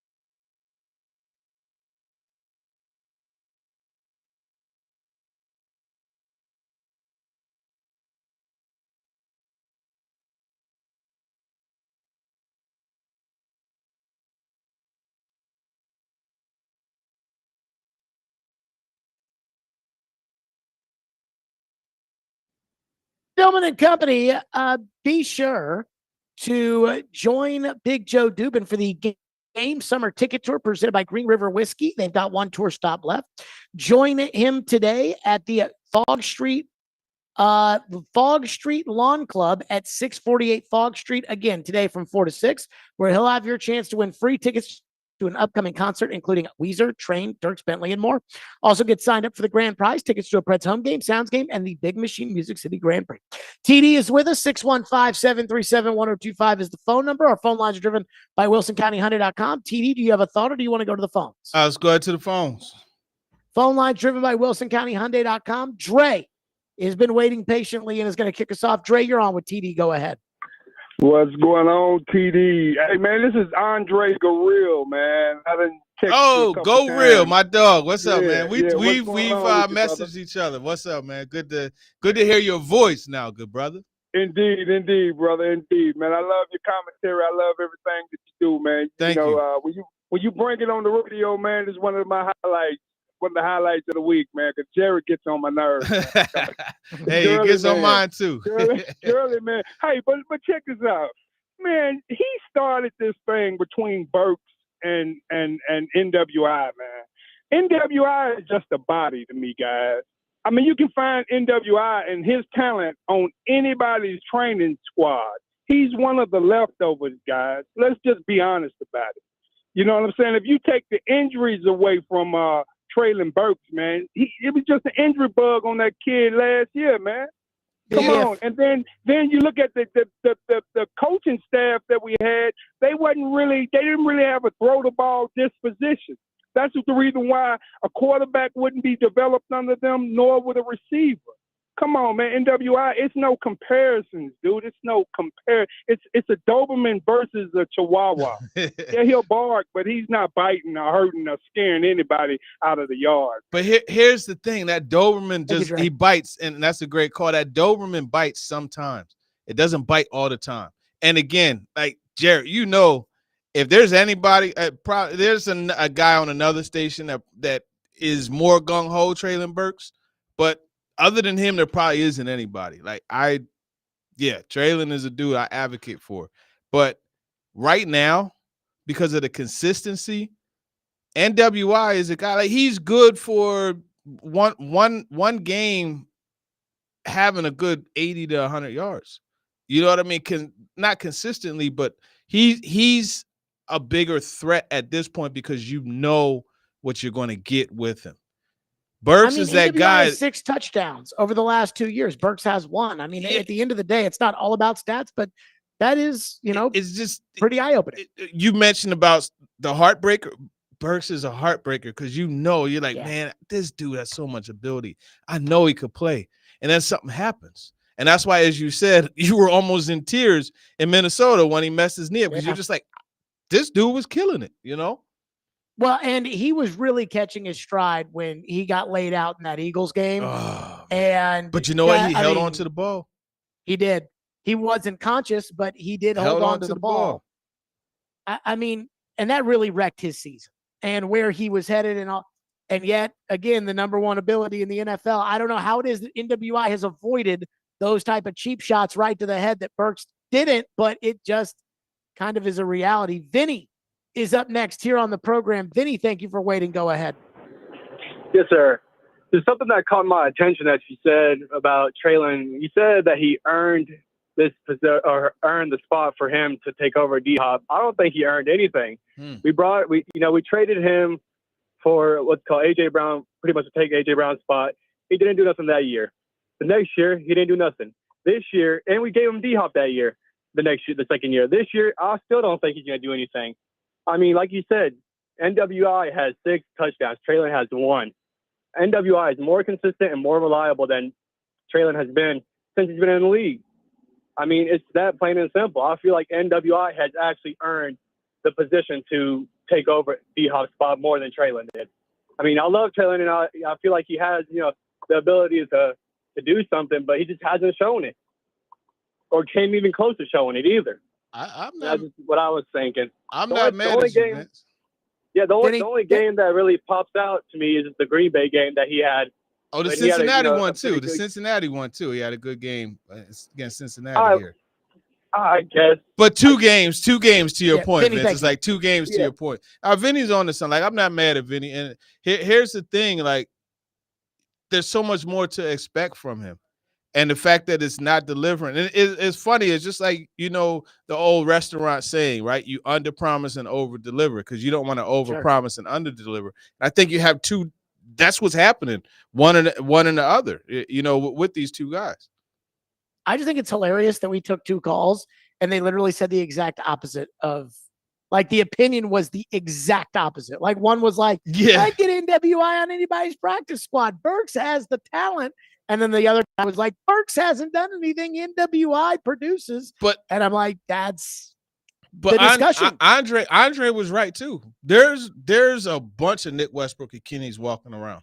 Right. And that's no slight on Nick Westbrook and Kenny because, when it's time to play, he's going to come in and play.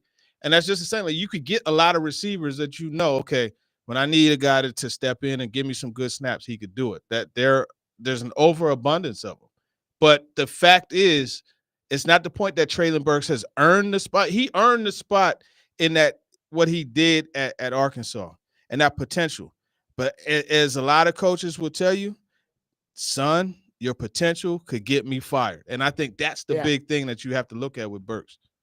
Well, but when I say he's earned, I think he's earned the opportunity to fill in for DeAndre Hopkins with the level of commitment that he has shown this offseason. Good point. I actually had a fan pull me aside and say, hey, was Burks sick or like did he really lose that weight like that? He looks so much thinner. A fan pulled me aside and asked me that. No, Burks, Burks, he looks the part. Yeah. Titans and Truth Chris is up next here on the program. Chris, go ahead. Gentlemen, it's good to hear you both. Good to see you, TD, my guy. How you doing? I'm excellent, man. I woke up, so I won, man. I'm blessed. How are you?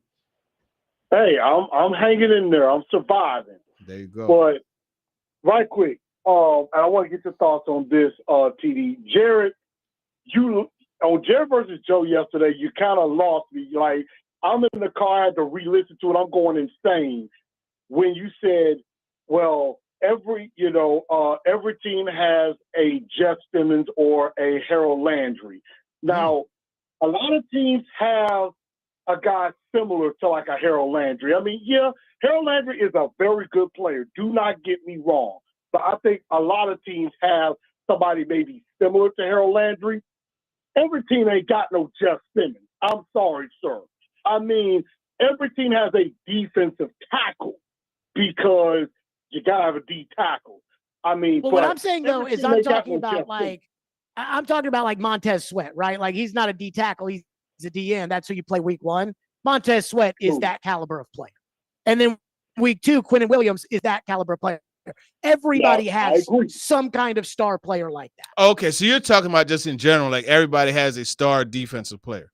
Yeah, like every team I has can reason that with that kind of guy. I can reason with that. Then.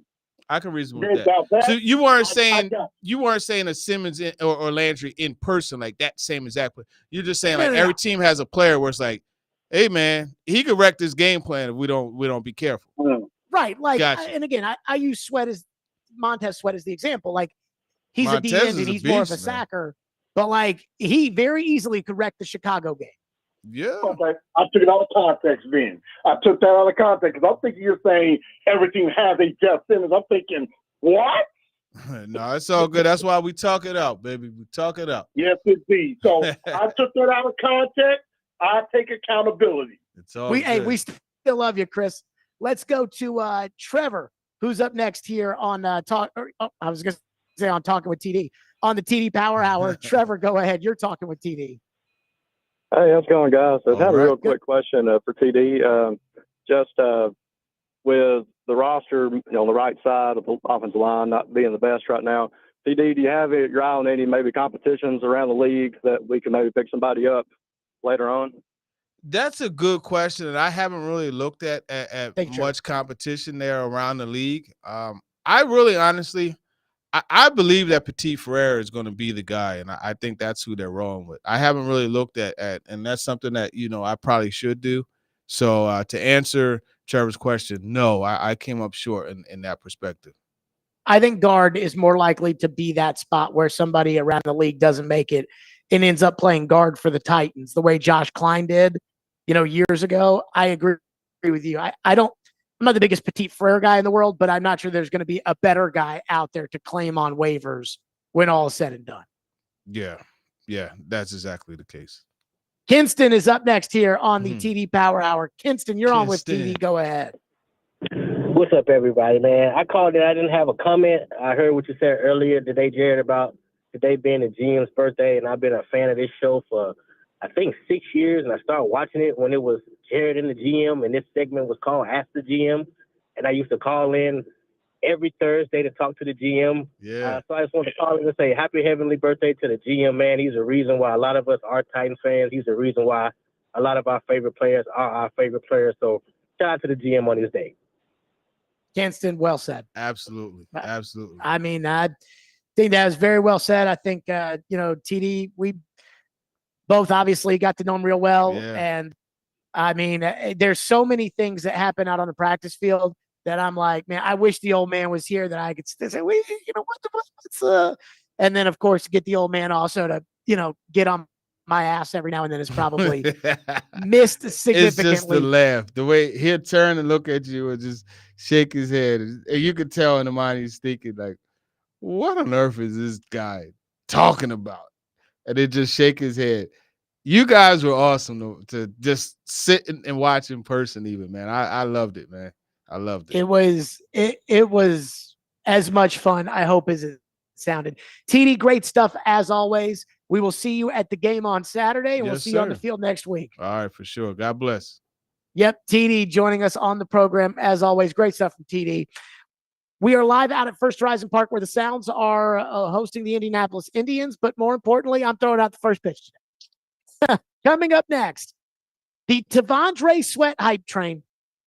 And you know me, I was pushing back when they made the pick and everybody said, oh, that was a terrible pick.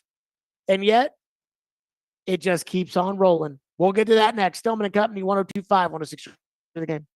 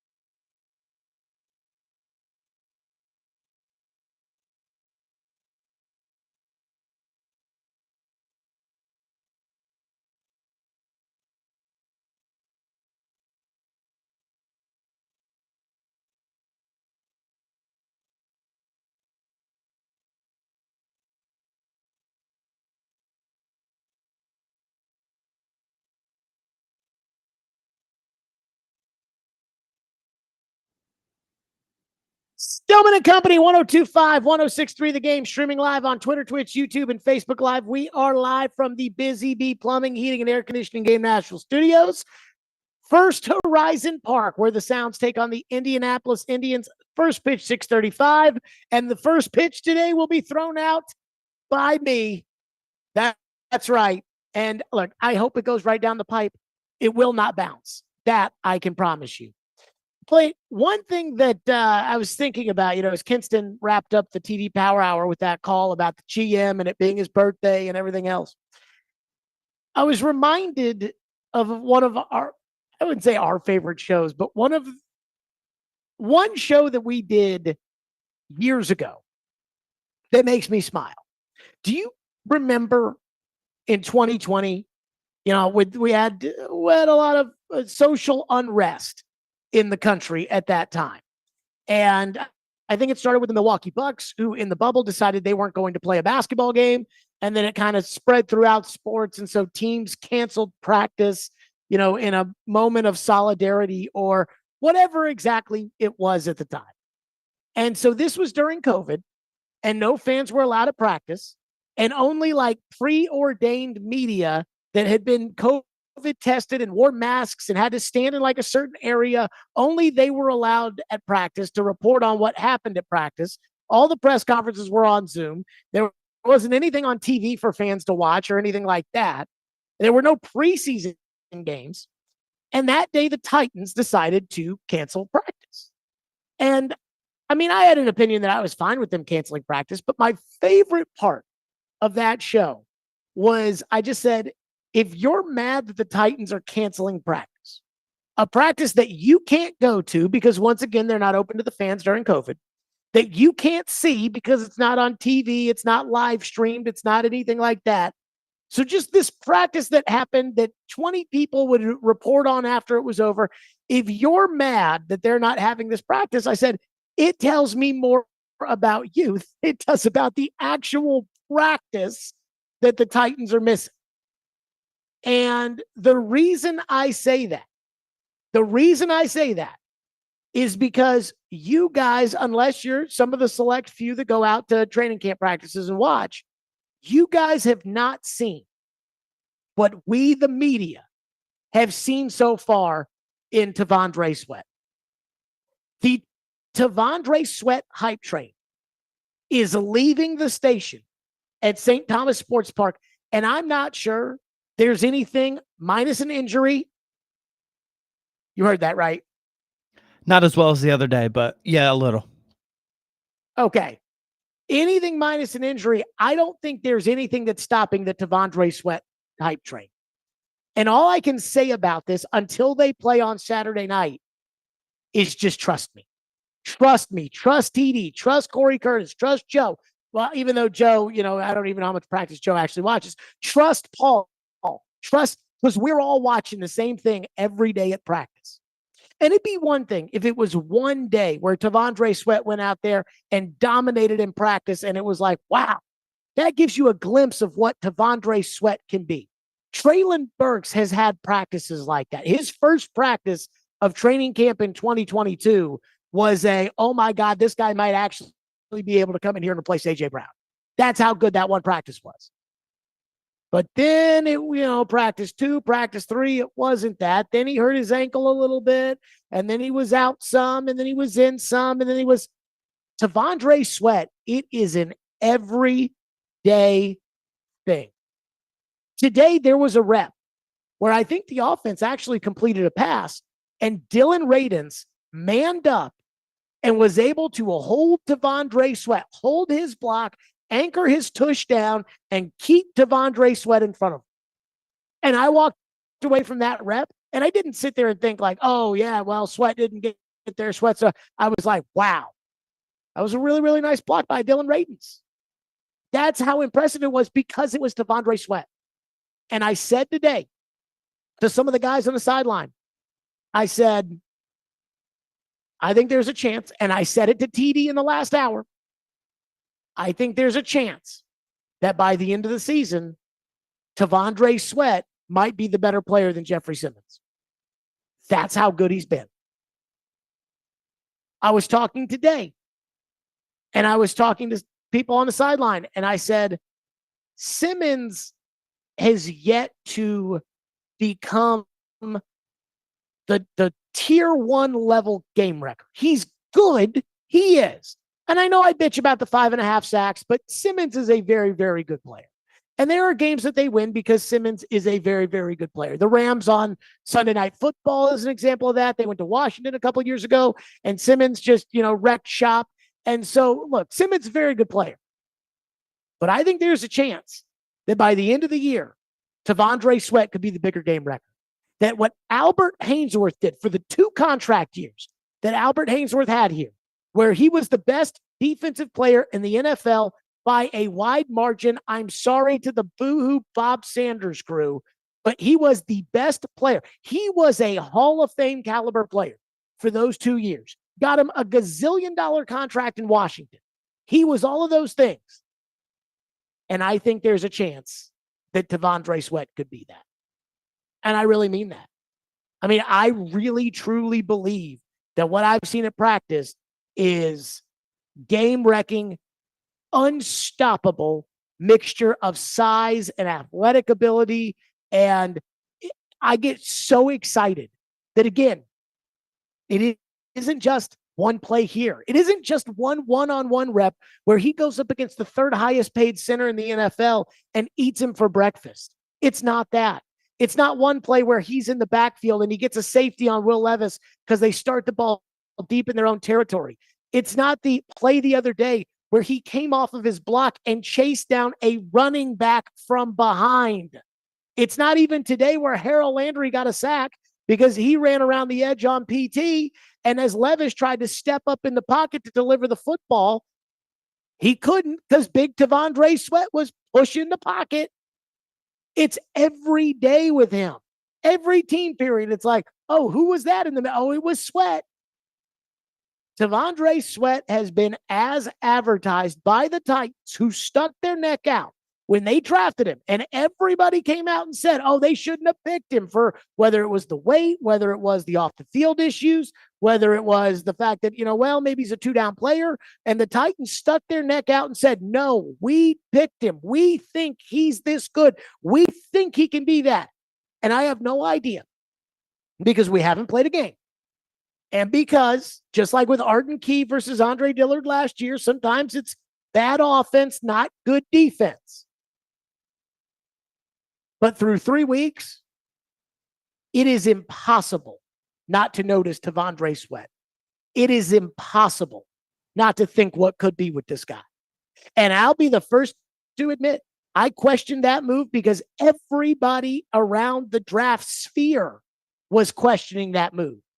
Dane Brugler was questioning that move, saying, they really went out on a limb because I talked to some teams that took him off the board. Mel Kiper Jr. said, I liked him more than most people, and I had him in the 3rd round.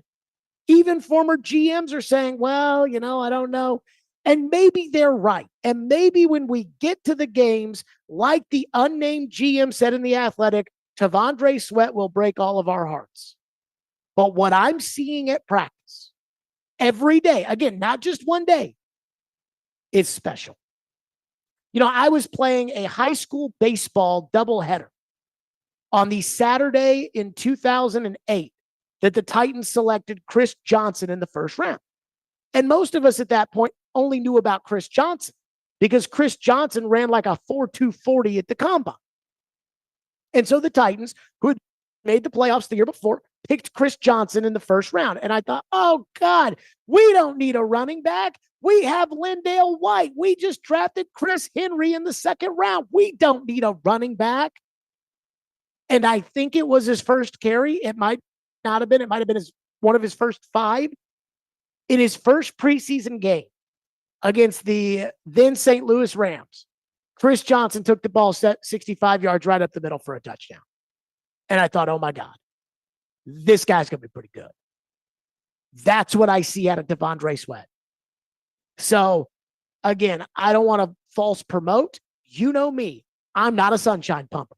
You know me. I was very hard on the Titans with all of the commentary surrounding the T'Vondre Sweat pick. And Yeah, what I see at practice every day, the things that you don't see because you don't go to practice, you can't see it at practice. Oh, there might be something here. There might be something here.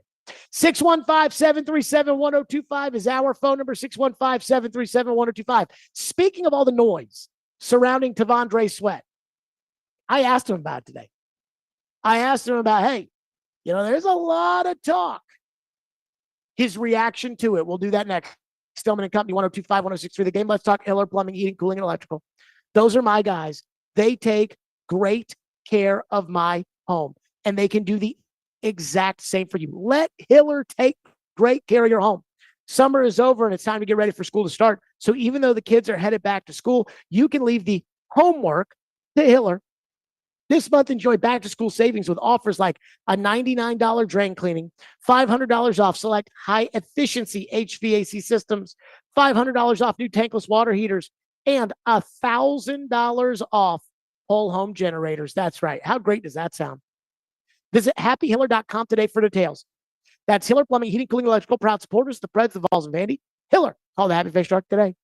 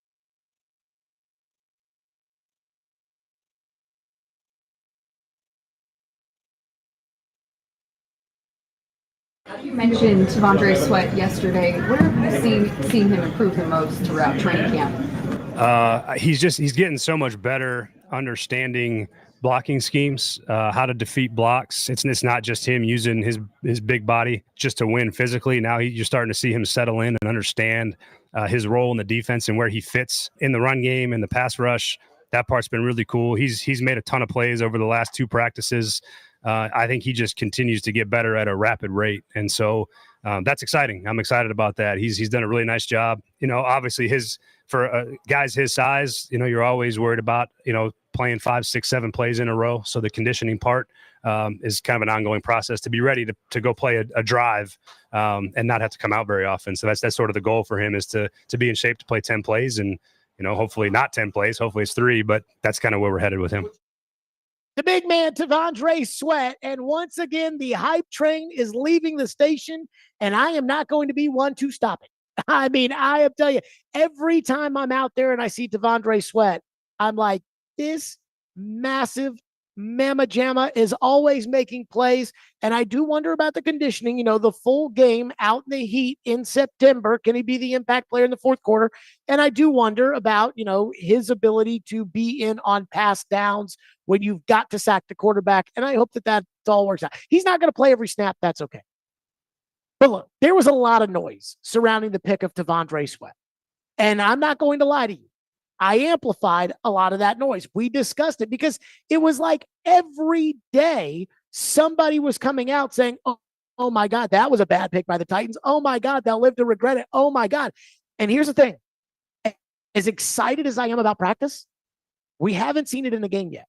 But as T'Vondre Sweat was answering questions today at the podium, I did ask him about all of the noise, which was predominantly negative, all of the noise that surrounded Sweat.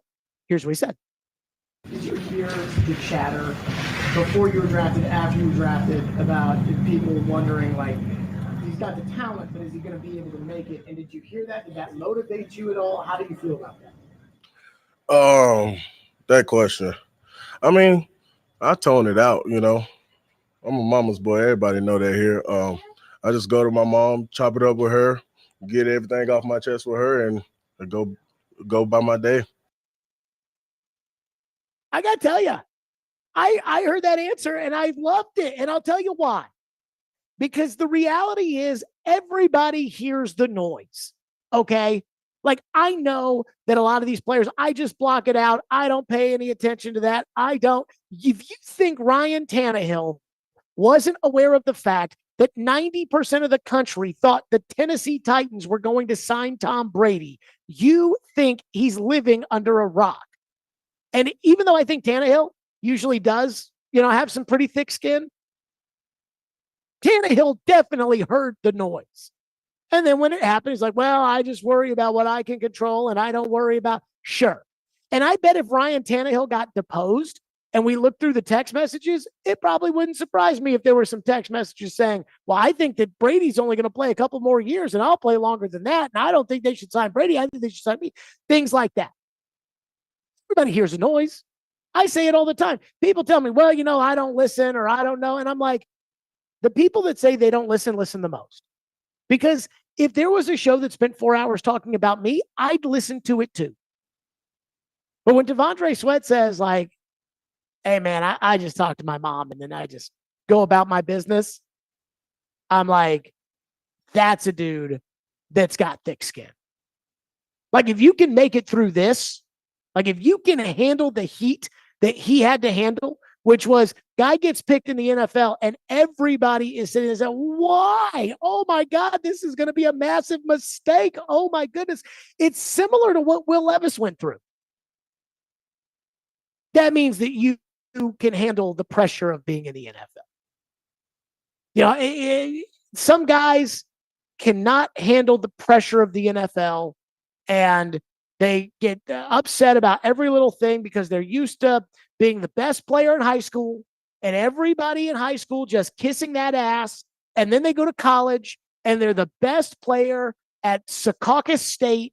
And then they transfer from Secaucus State to Michigan and then they're the best player there, and then they get drafted, and all of a sudden they can't handle the adversity that comes their way because it's magnified when it happens in the league. Ryan Leaf told me, he said, I was too young and too immature for the spotlight that came with being the second overall pick and kind of being the guy to lead the franchise and all those kind of things.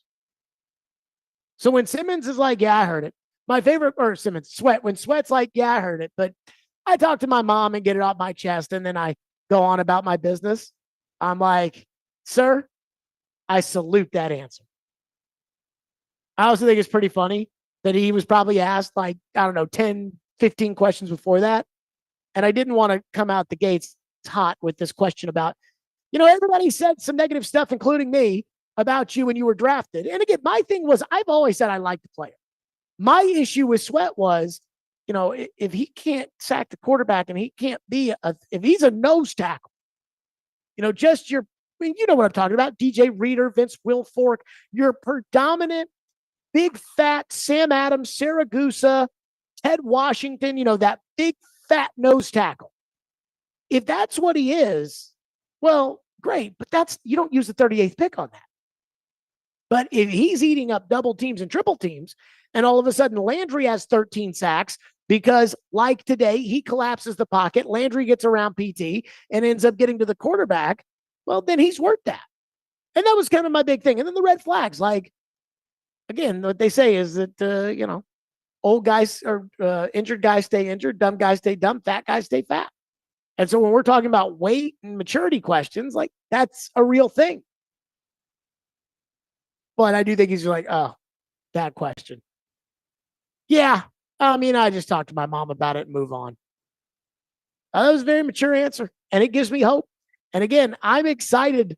I am telling you guys, I feel like the hype train is leaving the station, and I am going to be crushed, just crushed, if T'Vondre Sweat is not a star.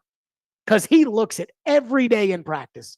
615-737-1025. We're to your phones on this next. Stillman and Company, 1025-1063 the game. And let me tell all the fine folks out there. Nope, I've told them everything I need to tell them, but I am going to give away tickets later in the show. So be listening for that. Stillman and Company, live from First Horizon Park, 1025-1063 the game.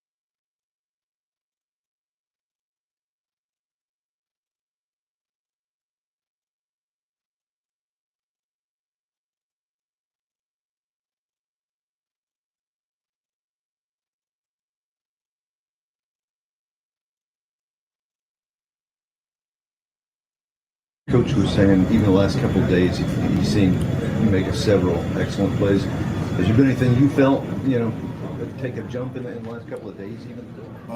Just staying on my conditioning, you know what I mean? Just keep pushing myself when I'm tired. So I would just say my condition is just getting better and better every day and start making more.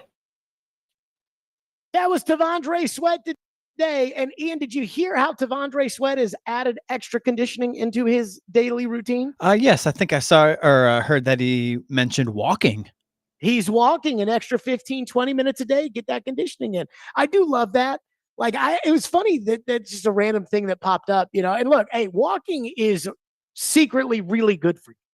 I mean, I remember during the COVID shutdowns, I would walk for like 2 hours at a time because I was bored. So I would just like listen to a podcast or I would listen to, whatever. And I would just walk around, Green Hills, Belmont, Vanderbilt, whatever, and then walk it back. And I remember when I would go on like 2 hours worth of walks a day for about like a 3-week period. And like in week 2, I felt like I'd wake up in the morning and I would just feel my butt was like firming up. And I was like, is that from all the walking? And so, hey, there's something to that. I'm not going to knock him for that. But T'Vondre Sweat conditioning is always going to be a thing with him. And that's okay, as long as he stays conditioned. Phone lines are driven by Wilson County Hyundai.com, 615-737-1025. A lot of people have raised this question. And Brian says, is it possible that the O-line just sucks and that's why Sweat looks so good? Yes. And that is the one reason why I feel like I'm saying it's leaving the station, but I haven't said, talking about the T'Vondre Sweat hype train, but I haven't said all aboard because there is a feeling to me that it's practice. And there's a difference between practice, as we all know, and the game. And I'm not saying, like, I make jokes about Burks and Chig and how they would go into the Practice Hall of Fame. They've never been as good consistently in practice as T'Vondre Sweat has been for the last 3 weeks. But at the same time, like, it's still practice. And the one thing I do wonder, Trevor said when they drafted T'Vondre Sweat, and Trevor will be on the program tomorrow, Trevor said that he felt like, look, if he's 380, he can't play in the NFL because they're just going to run him out of the games. If he's 360, 350, he can really be a problem. Trevor's like, if he can get to like 340, 330, then he can be a superstar. Now, I think that, again, J.C. Latham said 370 the other day. So if he's 370, 330 is going to really be an ask to get him down there to 330. Now, it may make him $100 million. And if it was going to make me $100 million, I might have to see about getting a league therapeutic exemption for Ozempic or something like that in order to get $100 million. But again, it is practice. And it is possible. We learned this last year with Arden Key. Arden Key was dominating Andre Dillard every day. We knew that Arden Key was a journeyman at that point in time.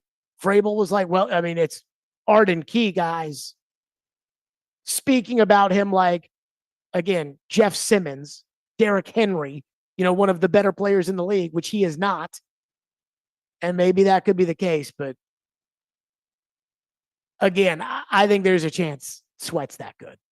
Anthony says, I was at practice today. It was a good one. And T'Vondre Sweat is a monster. His other takeaways, Malik Willis may not be in the NFL after this season, and that Mason Kinsey will make the team.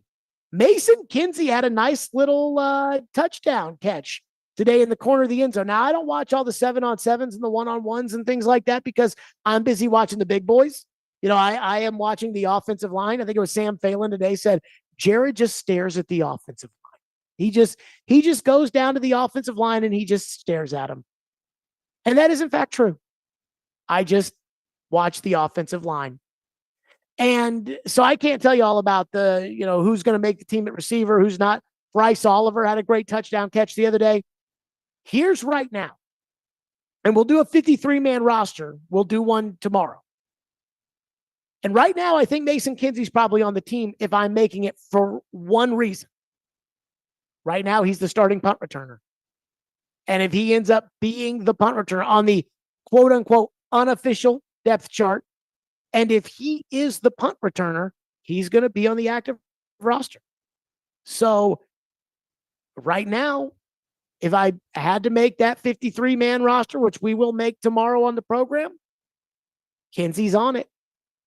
Austin from Clarksville says, are we nervous about Lloyd Cushenberry constantly getting beaten by T'Vondre Sweat? Yes. You know, Cushenberry, and I said this, maybe it was Tuesday's practice, maybe it was Sunday's practice. I can't remember. All the practices just kind of run together. I get Wednesday's practice. All the practices just kind of run together. But I said, I'm a little nervous about Lloyd Cushenberry right now because in that one practice, he was eaten alive by T'Vondre Sweat and he had a bad snap. And I didn't watch the tape of Lloyd Cushenberry when the Titans signed him, but I did go through the PFF numbers about, this is where it says he's good. This is where it says he's. And basically what PFF said about Lloyd Cushenberry was last year was an outlier. Last year, he was a good starting center, but that according to the totality of his work, that was more of an outlier. Now, I think Lloyd Cushenberry is going to be fine, and I think that's what they're paying him for. Now, he's the third highest paid center in the NFL, but I do believe that he'll, you overpay in free agency, he'll be fine. But it is a possibility. It is always a possibility when it comes to this guy on defense in practice looks really, really good. And it's like, okay, is it good defense or is it bad offense? And Arden Key and Andre Dillard are the example that I will use until the end of time. One texter into the text line says, you are one of those people that was hard on Sweat. You didn't believe the hype. You were already out on him before the first day of camp, but at least you are owning up to it, says the texter. Let me say this. When it comes to the T'Vondre Sweat stuff, I have never said, when they drafted, I have never said that I didn't like that player. Because as I said at the time, they do not make guys that are that big that have feet that move that quickly. You'll never see a guy with an ass as big as T'Vondre Sweat's with feet that are as quick as his. But the number one ability, this goes back to the whole NWI Traylon Burks discussion that we've had. The number one ability in the NFL is availability. And there were a lot of people around the league that were very, very concerned about T'Vondre Sweat's ability to be available. And it's like yesterday when I got into it with Chris Sanders about the red flags, when Chris is so excited about what Sweat's doing at practice that he's like, well, can we get rid of the red flags now? No, we cannot get rid of the red flags. And I know why you want to get rid of them, because Chris Sanders loves everybody and he thinks the best and best case scenario. But no, we can't just dismiss it. Right now, it's off to a good start and I like it. But let's not get too, let's not just completely dismiss everything either, because we haven't played a game yet. Andrew says, I'm so excited about your 53-man roster. Could you possibly do a top 3 most controversial picks within the 53? Texture says, looking forward to the 53-man roster tomorrow. Can I do the top 3 most controversial picks? Well, I don't know what the 53-man roster is going to be. So I can't tell you what the 3 most controversial picks are. But Ian, I'm thinking that would be a pretty good topic for tomorrow. Yeah, I think so. Sounds pretty good. Some of the roster bubble guys who's close and who might be a little bit of a dark horse candidate. Well, and just a little inside baseball here. It knocks out a topic maybe in the 2:00 hour or the 3:00 hour when we're going to put the 53-man roster in the 5:00 hour. So it's like, hey, here are the 3 most controversial picks we made on the roster. By the way, if you want to hear the full roster, you have to tune in tomorrow at, 5:30. I'll figure it out tomorrow when we put the grid together. But I mean, it's Texter, not a bad idea for a topic. I think that's a good topic for tomorrow. perhaps, what do we think? 2:30 tomorrow, Ian? 2:45? That sounds pretty good. Yeah, what's tomorrow? Okay. Friday? Yeah, 2:30, 2:45. That sounds pretty good. Yeah. 2:30, 2:45, and then we can talk about the 3 most controversial roster decisions that I'm making for the 53-man roster with Corey when he comes on at 3:15. There you go. And so on and so forth. Jeff from Hendersonville says, whatever happened to Kearis Jackson? He's on the team. Right now, he is 3rd on the depth chart in terms of punt returning. I think he's going to have a pretty hard time making the roster. Let me just say this, though, because, again, I don't know, who's going to make the team, who's not going to make the team on the 53. I'll do it tomorrow morning, and then we'll have it on the show tomorrow. One thing that, to me, this is not controversial, but it will come off as controversial. Malik Willis is making the football team. And Malik, he's gotten better from last year to this year. I think he still kind of stinks, but he's making the team. And I hear all this talk about, but no, there is no but. The only but where Malik Willis doesn't make the team is if somebody releases a quarterback that Brian Callahan just loves. Let's say Cincinnati, and I don't know who their 3rd quarterback or 4th quarterback, let's say they release Jake Browning. And it's like, oh, we have a chance to claim Jake Browning. Then I could see them releasing Malik. But that's it. If there's somebody that the coach loves to make the 3rd quarterback, then they could do it. If not, Malik makes the team. And it's for 2 reasons. Number one, Malik is already guaranteed all of his money for this year and next year. When you get drafted, that contract's fully guaranteed. So Malik is due like $1.5 million this year and $1.5 million next year. And so why flush $3 million down the drain if you don't have to? Secondly, the way the rules work nowadays, the way the rosters are constructed, I believe, I could be wrong about this, but I believe that the guy who would lose the roster spot to Malik Willis, the 53rd man, you would say, is not so good that you can't just replace that value with some Scarbini off your practice squad that you can call up on Sunday and then send back down to the practice squad. So his money is already guaranteed. So, I mean, you want to light that money on fire for no reason? The money's already guaranteed. The 3rd quarterback is not active on game day, but can play in case of an emergency. And I'd rather have Malik out there than Mason Kinsey if something were to happen to my 2 quarterbacks. And then, again, how valuable would the 53rd man been anyway? Just a side note. Answers? Sorry. Go ahead. Just a side note. Guess who is the 3rd quarterback in Cincinnati? Okay. Let me guess. Oh. Let me guess. 3rd quarterback in Cincinnati. Younger, older? I'd say maybe in between, on the younger side of old. Okay, so it's not Logan Woodside. Oh, it is Logan Woodside. Okay, so Logan was on their practice squad when the whole Mariota Tannehill thing happened, and he got released or something, or he played with them in the preseason. He got released, and the Titans put him on their practice squad. And then when Mariota left, he became the backup quarterback. So he's the 3rd quarterback in Cincy. That was in my Cincy. mind. Yeah, Logan Woodside. Well, I don't think we have to worry about that. I mean, considering that Malik's already beat him out before, which was really, truly a testament to how terrible he was. But yeah, I mean, unless there's some guy that just Brian Callahan has to have, Malik's going to make the team. 615-737-1025 is our phone number, 615-737-1025. So there was something that has gone viral. And it's not about the Titans, but it is about a team that the Titans play. And it has gone viral. And I don't know if people are afraid to say this, but I'll say it. And we'll do it next here on Stillman and Company. Let's give away that 4-pack of tickets right now to the PBR Nashville Stampede at Bridgestone Arena on Friday, August 16th. Be caller 5 at 615-737-1025. And you'll win a 4-pack of tickets to the PBR Stampede at Bridgestone Arena on Friday, August 16th. Good luck.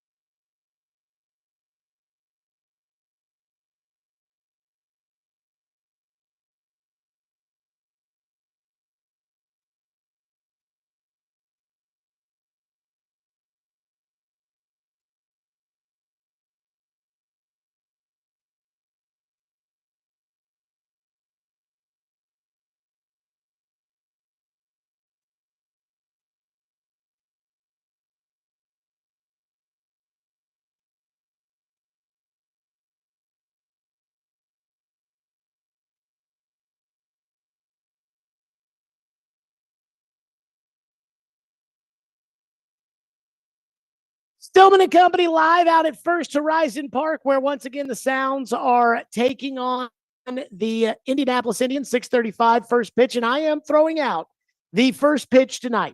So this has nothing to do with the Titans, but it has gone viral.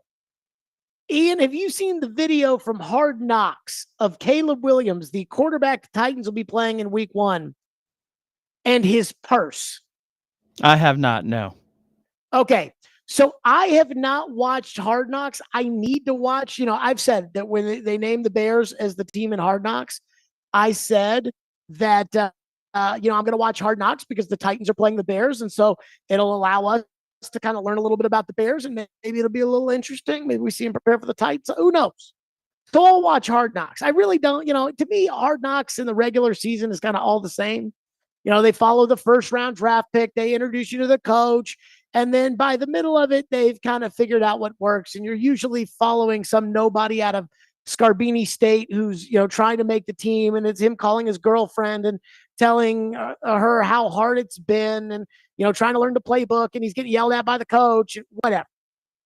But I'll watch because, again, the Bears are the Titans' first opponent. So I haven't seen the first episode, but apparently what's gone viral is there is a picture of Caleb Williams in the coach's office. And he's sitting down in the chair, and the coach is sitting at the desk. And when he gets up, Caleb Williams picks up a bag with 2 straps on the top of it. And he takes his bag with him to where he goes. Now, what do most of us think a bag with 2 straps on the top of it is? A purse. And so Caleb Williams, it's going out on all over social media about, have you seen Caleb Williams' purse? And I saw this, and I honestly, I've watched the video 9 times of this cut of Caleb Williams just standing up from Matt Eberflus's desk and picking up his purse and taking it with him. Now, this may be controversial. I don't know. I don't know if people, are afraid to say it in today's society or not. Let me just say this. I cannot take you seriously if you play football and have a purse. I'm sorry. There are lines that I cannot take you seriously. This is a grown-ass man who's a quarterback who's trying to lead his team. And he's got a purse. And I am aware of the fact that there's really not that big of a difference between, say, a purse and a briefcase. And I understand, I've never owned a purse before, but I understand that it might be very nice to carry a purse. I know I've had to carry somebody else's purse before. I'm sure we've all been there, where it's I guess I got to carry the purse. And somebody, I guess it's fine. I don't know. But I don't own a purse. And football to me, I do not care. I do not care what kind of clothes you wear. I do not care what kind. I don't care what kind of people you sleep with. That's your business, not mine. And I certainly think that you can be whatever you want to be and play football. But I do not think that as a rookie, you can go in there and lead the team and say, hey guys, here's my purse. I don't think you can do it. I mean, that would be like Caleb Williams getting up from the desk and bending over, so he gets up from the desk and bending over and you see a thong in his ass. To me, that's what that's like. So look, I understand Caleb Williams has an unbelievable amount of talent. The nail painting, I don't really like it. The crying with mom in the stands, let's do that in a tunnel underneath away from the cameras, probably, whatever, but I get it.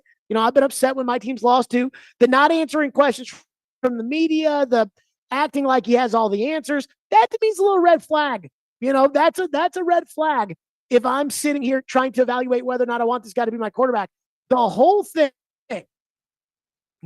thing about Caleb Williams, and if I were the Bears and I had the first pick, I would have had to take it.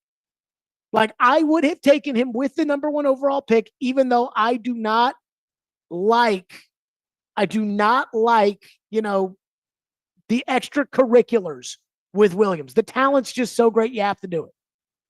But I'd much rather have been Washington and been picking second and not had to make the pick because I don't think it's going to work because I just don't believe Williams. And this is another thing where I'm like, okay, really, dude, a rookie quarterback, been anointed the franchise. They got this radio host in Chicago. He's actually going to take Skip Bayless's spot at Fox Sports 1. He's got no talent. His name's Danny Parkins. I saw him on with Cowherd this week, and I saw it was on Twitter, and he said that he wanted Caleb Williams to play in the Hall of Fame game so that his career could start and end in Canton. Now, I thought that was a very, very homerific take, but like that's how people around there view this kid. And he's got a purse. A purse. Like, I mean, I'm sorry. I cannot take him seriously with a purse in the NFL. Brent is up next here on the program. Thank you for calling. Thank you for waiting. Go ahead, Brent. Jared, once again, I think you have lost your nut. I will remind you that Joe Namath walked on a football field with an incredibly feminine fur coat from his neck all the way down to his shoes. Joe Namath. You can't judge. But guys wear fur coats too. That's all I'm saying. All right. Bye-bye. Guys wear fur coats.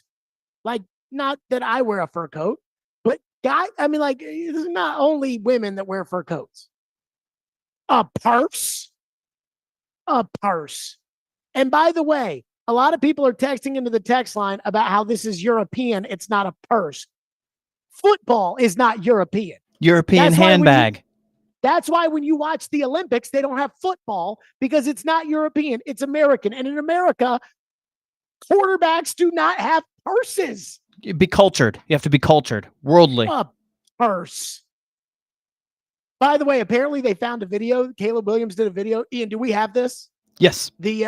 Okay, so this was him talking when he was, just the Heisman winner and was still in college. This was apparently a video he was doing the 10 things he can't live without. And guess what was on the list? His purse. A go-yard pouch. So this pouch right here is my prized possession. Anywhere I am, this is with me. I love the color. It doesn't stand out too much. If you know what it is, you know what it is. I have a bunch of different chargers in here. I have my Apple Pen. I have a pen in here. I always have my keys and my wallet in here. Everything stays together, so I'm not, looking around. I hate losing things. I always have my iPad with me. I can text on this iPad. I can use my Apple Pen to do plays and everything. A couple plays right here. I don't know if I can show you plays. I had to give up to all the other teams that watch. But I just have a bunch of notes on here. I got it all. Everything goes in here. Right here. Hey, if you're looking at the stream right now, his pouch. Guess what I'm holding up right now, Ian? Ian, you see what I'm holding up? It looks like a backpack. A backpack. You know what it does? I can put my keys in there. I can put my wallet in there. I can put my iPad in there. I can put my, and guess what? It's not as fashionable. It's not a purse. No, it's practical because it's what, again, I need it. I need a backpack. A purse. His is practical and more aesthetically pleasing. Is it? Your starting quarterback hauling around a purse is more aesthetically pleasing than your quarterback with a backpack on his back? Sure. It looks very nice. Well, his pouch looked no offense to your backpack. It's a fine backpack. It looks nice, but his pouch looks much nicer. Gunner says, I could not get behind Levis if he had a purse. I can deal with the interceptions. I can deal with the mayo. I can deal with the bananas. I cannot deal with a purse. Amen. Caleb Williams with a purse. Watch him drop like 350 yards on the Titans and 4 TDs in his opener. I have no idea. But a purse. A purse. 615-737-1025 is our phone number on the program. 615-737-1025. I like Brian Callahan. I think Brian Callahan likes me. I have no idea. But coming up next, 2 things he said today at practice, not sure I agree with. We'll get to that next. Stillman & Company, 102.5, 106 for the game.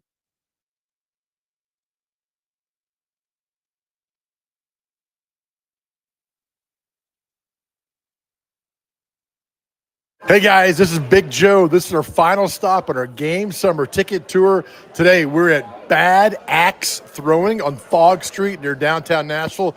Here till 6 o'clock, and at 5:55, we're drawing the grand prize winner for our big giveaway. Tickets to the Sounds of Predators and to the Big Machine Music City Grand Prix coming here in just a couple of weeks. But you got to be here. You got to come see us.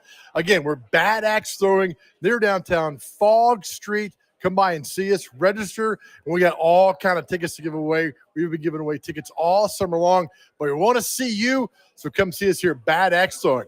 This is Big Joe for 102.5, 106.3 The Game.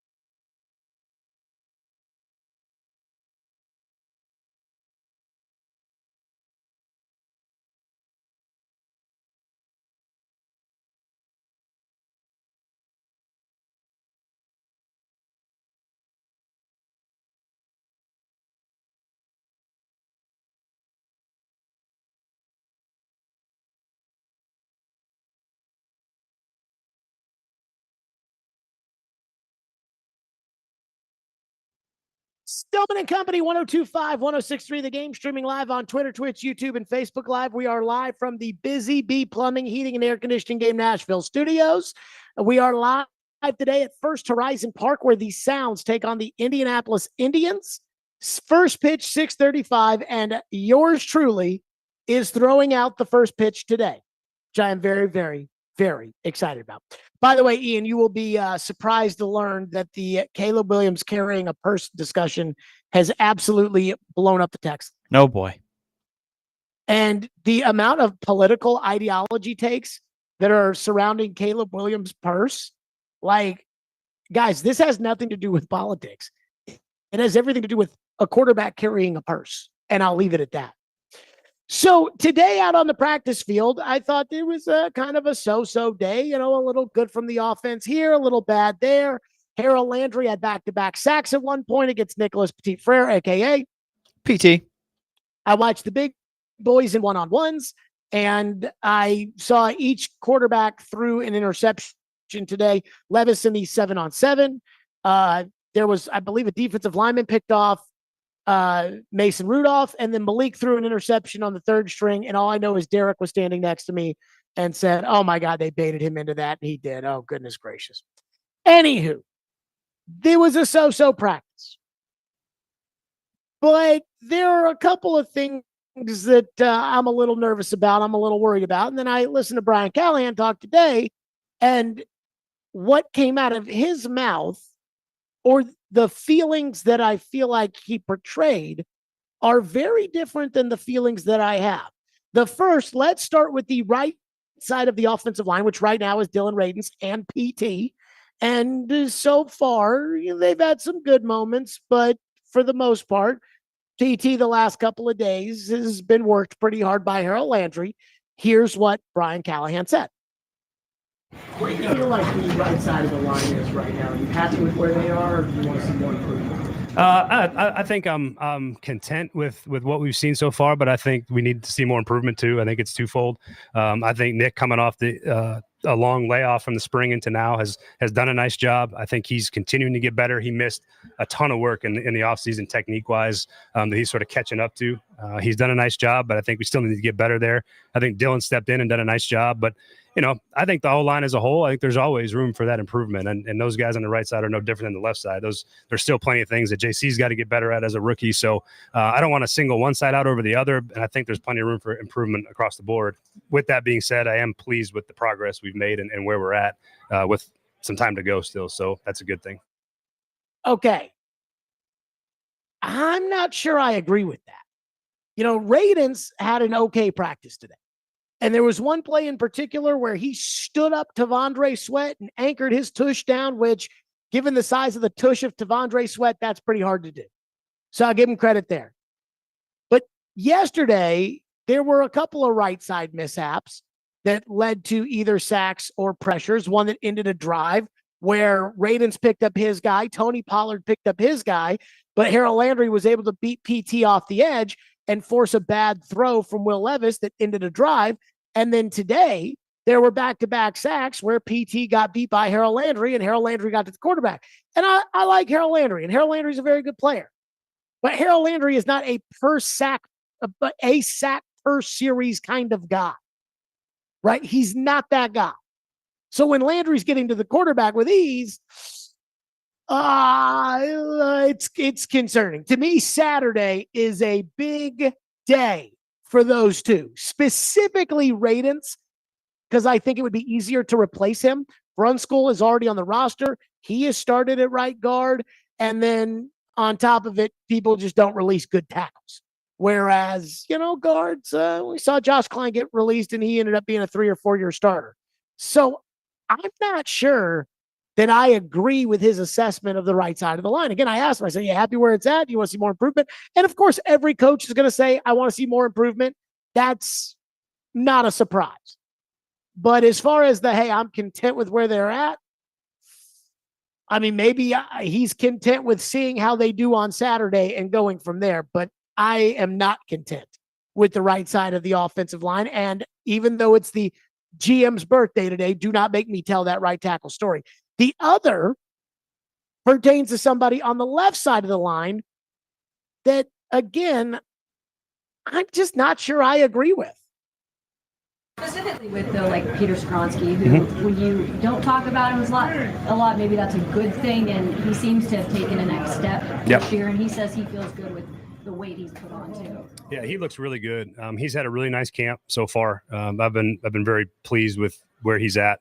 Again, there's plenty of things that technique wise that he can keep getting better at, but what he's shown so far is what I would have expected for a player of his caliber. And he's settled in pretty nicely. He's starting to get more and more comfortable within the scheme, within the techniques. And that part's been good to see. I think his size looks good. He looks strong. He's powerful. So I'm pleased with where he's at. Not sure I see what he's talking about when it comes to Skronsky. For instance, in my notes today, when they got into team period, 1st and 10, I said that Spears had a nice run, but I put in my notes that T'Vondre Sweat would have had him in the backfield. 2nd down and 9, they threw a screen, and PT got blown up, and 77 doesn't get out to get a block, so they don't really do much. And then 3rd and long, Sweat was on the field on 3rd and long, which is good. He beat Cushenberry to collapse the pocket, and Levis scrambled for a 1st down. So, again, not a lot bad, but there was one where Skronsky didn't get out to his guy. Then when they went in the one-on-ones, I mean, Skronsky got turnstiled by some guy. I don't even know who it is. Like number 60. So I'm like, who is that guy that just, again, turned Peter around? And then, again, I mean, at one point in the drill, they're doing the one-on-one. So they've got 5 guys lined up like the offensive line, and they got 4 guys lined up like the defense. And then Bill Callahan goes, ready, set, go. And then, depending on if he puts 1 finger up or 2 fingers up or whatever, the defensive guy doesn't know the snap count. The offensive guy knows the snap count because Bill's putting the fingers up. So, ready, set. And then the guy goes, and they're one-on-one offensive lineman versus defensive lineman. And in the one-on-ones, when Peter was off, and Peter, I've seen a lot at training camp, a lot of huffing and puffing with Skronsky. Not to say that these practices aren't hard, but more so than the other guys. Like, I'm looking at Skronsky. I know they're putting weight on him, so I wonder if that's part of it. But I'm like, dude, are you in shape? And then today, while all the other offensive linemen that weren't standing in the 5 were off, they were all standing on 2 feet, helmets on. Skronsky was the one guy on a knee. Like, he had to get on a knee, take his helmet off. And I mean, he was just gassed. And then at one point, Bill Callahan says, I need a guard. I need a guard. And so Peter, it's like he looked around, was like, okay, I guess I got to go. I'm a guard. Peter got there. And when he got there, Bill Callahan had some choice words for him. And so what I'm seeing out of Skronsky is more of the same last year that I saw. And I'm like, when you're a guard drafted with the 11th overall pick, you ought to be dominating. You got to go right to the Pro Bowl and then right to the Hall of Fame. What I'm seeing out of Skronsky, what I saw last year, what I want to see is the offensive version of what I'm seeing out of T'Vondre Sweat. And then Brian Callahan's asked about it, and basically his answer is the exact opposite. And I'm not saying he's lying. I'm not saying he's making things up. I'm just saying right now what I've seen and what he's seen, I see it differently. I don't see the same things he sees with Skronsky or the right side of the line. That being said, I do think it is important to note that Brian Callahan has resources in this that I don't have. Number one, he's got replay. They tape every rep, and he can pull it up on his laptop right then and there, and he can watch any rep at any time. I don't have access to that. So when I see Peter get turnstiled, maybe it was a great technique by the defensive lineman. I don't know. But he can watch every rep 100 times. I only get to see it once in lifetime. So that's the first thing. The second thing is I don't have the luxury of Bill Callahan, who is coaching him, who's also coming in my office and saying, son, I like this, I like this, I like this, and I like this. If Bill Callahan told me after today's practice, Jared, you don't understand, Peter is actually having a great training camp, and here's why, I probably would listen to that. If Bill Callahan were to say, hey, the guys on the right side, like they're coming along because PT missed that technique work in the offseason when everybody said it didn't matter except for you, Jared. But he missed that. And so he's coming along. And so this is going to be a big game for him, but we want to bank these reps, but he'll be okay. Just trust me. I probably would. And let's also not kid ourselves. From an educational standpoint, Brian Callahan knows a lot more about offensive line play than I do. Brian Callahan also knows a lot more about what they're asking these guys to do than I do, since he's the one who's asking them to do it. Whereas I probably know more about talk radio than Brian Callahan does. But I heard those two things today in practice, and I'm like, I don't know if I agree with that. 615-737-1025 is the phone number. 615-737-1025 here on the program. And I will say this. There is something about the fabric of the Tennessee Titans. I don't know what it is. I think there is something with the fabric of the Tennessee Titans that, if they're smart, will continue as much as some fans don't want it to. And I have today, that was my biggest takeaway from practice. We'll get to it next. Stillman and Company, 102.5, 106.3 The Game.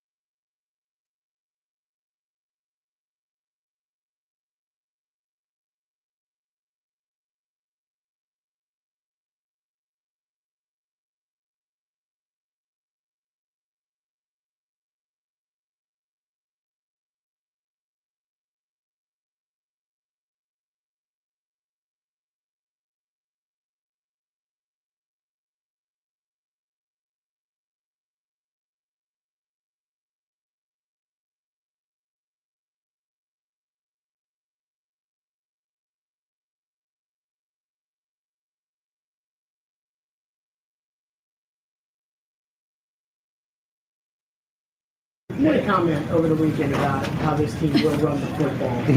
And with the two different running backs that you have, as opposed to giving it to one guy 28 times, how do you envision getting both backs in rhythm so that you can continuously run the football the way you want? Yeah, that's a good question. Generally speaking, you try to find, when you go into a game, you highlight a handful of plays that they like. They're both different style runners. Tajay has plays that he likes. Tony has plays that he likes. And so you sort of star those plays and you put their names on them. And so when you call those, you make sure that they get those carries that they feel good about. So that's how you naturally split the labor in the running back room. And then sometimes when a guy starts feeling it, you can see a guy feel it, you just keep giving it to him, keep giving him opportunities to carry it. We're going to use those guys plenty all across the formation, in the pass game and in the run game. So they're fun tools to have because they can do so many different things. But the biggest key is just making sure that you get them to run, especially early in the game, that you divide it up the way that they feel good and you kind of see who gets hot. You can stick with a hot hand or you can just stay with your rotation as far as the runs that they've sort of selected and we've talked about as the ones being their comfort zone for the running back. So that's probably the best way I can explain that process. Okay, the two running backs both had touchdowns today out at training camp. And it's like Brian Callahan said on NFL Network over the weekend, like, I just want everybody to know we're going to run the football. Like, running the ball is going to be a big part of this team. He's talking about the two different guys to be able to run it.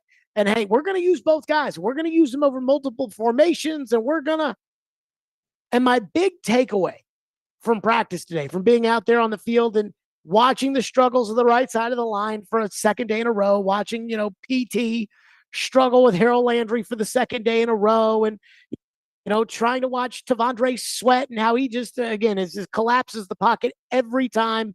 And I'm looking at the young quarterback and I'm thinking about, when this is a game and he gets hit, what do we make? And my big takeaway was this team needs to run the ball. This team has two guys that are capable of being, I think they're capable of being number one running backs in the NFL, in Spears and Pollard.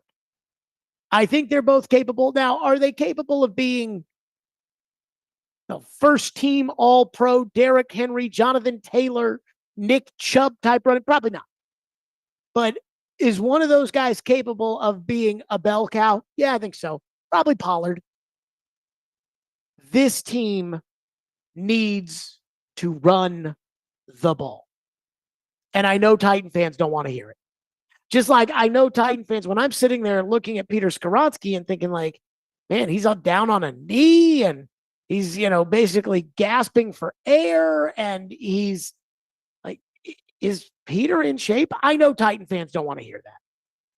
They want to hear Brian Callahan talk about he's had a great camp and he's really worked hard on the techniques and we're really proud about where he's at. And that's what they want to hear. Titans fans want to think about this team with their young quarterback with a rocket launcher of a right arm, with DeAndre Hopkins and Calvin Ridley and Tyler Boyd and everything else. They want to think this is going to be a pass-happy team. I do not think it should be. And I don't know where Brian Callahan's head is as far as, run versus pass. I asked him today, Ian, if you could, about kind of the difference, in an ideal world, how much do you want to run it versus how much do you want to pass it? Which, again, ideal is not always what you get in the NFL, but here's what Brian Callahan said about that. Ideally, what percentage would you want in a perfect world of the mix between run and pass? In a perfect world, that you'd like to be probably right around 50-50. It's usually not the case, down and distance wise and all that stuff. But yeah, that's probably the ideal. You hope to be able to marry your play action game with your run game well enough so that teams don't really know what's coming. That can go by formation, under center, in the gun, however that looks, to make sure that we're marrying up our action game, our naked game, our boot game, and our screen game with the run game. So you kind of package it all together. The reality of it is that, you get into spots where throwing the ball is a little more advantageous. And so you're going to get to places where it might be more 60-40, depending on the game. But the perfect world, ideal world, you'd love to be right around 50-50. So a defense doesn't necessarily know exactly what you're going to do in what situation. Okay. And I get it. But I don't know, given this offensive line, I don't know if that's the best idea. And the other reason why I would be very, very hesitant to get away from running the football is because time of possession is going to be massively important for this team. Now, you can be a passing team and still win time of possession. You just have to convert a lot of third downs, and you just can't score in 3 plays. If you were to move down the field and you were to, 8 yards here, 4 yards here, 6 yards here, 6 yards here, 8 yards here, 2 yards here, 4 yards there, 7 yards there, like you would be able to have a drive throwing the football and still eat up some clock. But time of possession is going to be massively important with this team because their 2 best players on defense, minus L'Jarius Sneed, which we don't know about because Sneed doesn't practice because of the knees, their 2 best players on defense are defensive linemen in T'Vondre Sweat and Jeffrey Simmons, and those guys can't play every snap. So if you ask Simmons to play 35 minutes, and again, he won't play every snap, but every time he goes off the field, that's a check for the offense because now Aaron Rodgers is out there and says, okay, I don't have to worry about Jeffrey Simmons on this play. So I want Simmons to play more plays. Well, in order to do that, you need to lower the time of possession, let those guys sit out there in the shade on the bench and drink Gatorade and then get out there. In order to do that, you're probably better off running the football. Like, it is what it is. But I know that when you hire a guru coach with a young quarterback that's got the cannon that he has, fans are we got to throw the ball, Jared. We've got to. We need to be like the Rams. We need to be like the Chiefs. We need to be like It's okay. It's okay to run the ball. Even if you don't have Derrick Henry, it's okay to run the ball. Josh Allen's rookie year. And again, you are building Will Levis up. He is not a finished product. He is not ready to be a force multiplier. If he's ever going to be one, he's not ready now. Josh Allen's rookie year, 2018, Buffalo, 31st in passing, 6th in rushing attempts. 2019 Baltimore, Lamar Jackson's first year. And this again with Lamar Jackson, this was the year that he was the unanimous MVP.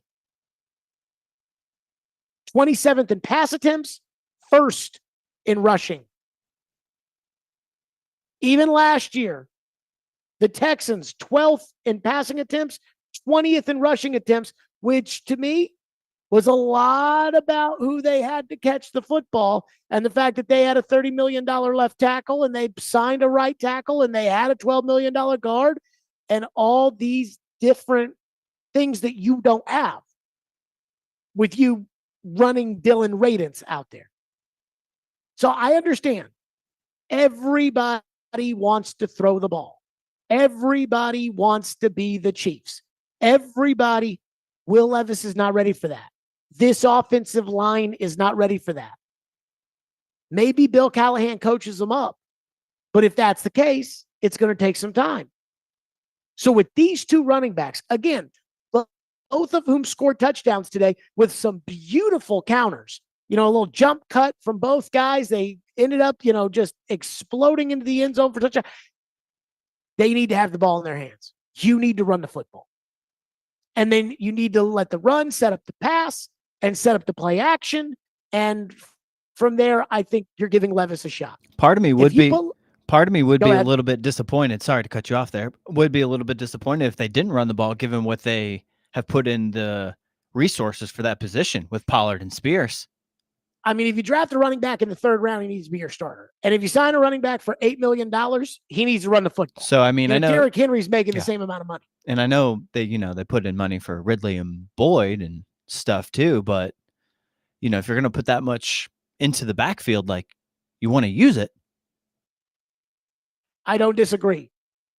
And if you're going to sign a second running back for $8 million and not sign a tackle, Jermaine Illuminor made $7 million, and I don't think Illuminor is the greatest tackle in the league, but he's probably better than PT. If you're going to do that, you need to use him. So my big takeaway from camp today was, I hope this team commits to running the football. Even though I know every single one of you that's going to buy Madden football and is going to play with the Titans, you're going to go out there and you're going to throw it 50 times a game. And I don't think that's the solution for them to find ways to win. 615-737-1025 is our phone number, 615-737-1025. A lot of you want to weigh in, so we will get to your phones here on the program. And there was one thing D. May said today that I heard, and I thought to myself, I was like, oh my God. I'm like, oh my God, he is so right. And maybe the Titans will be right about it. Maybe not, but we'll get to that next. Stillman & Company live from First Horizon Park, 102.5, 106 for the game.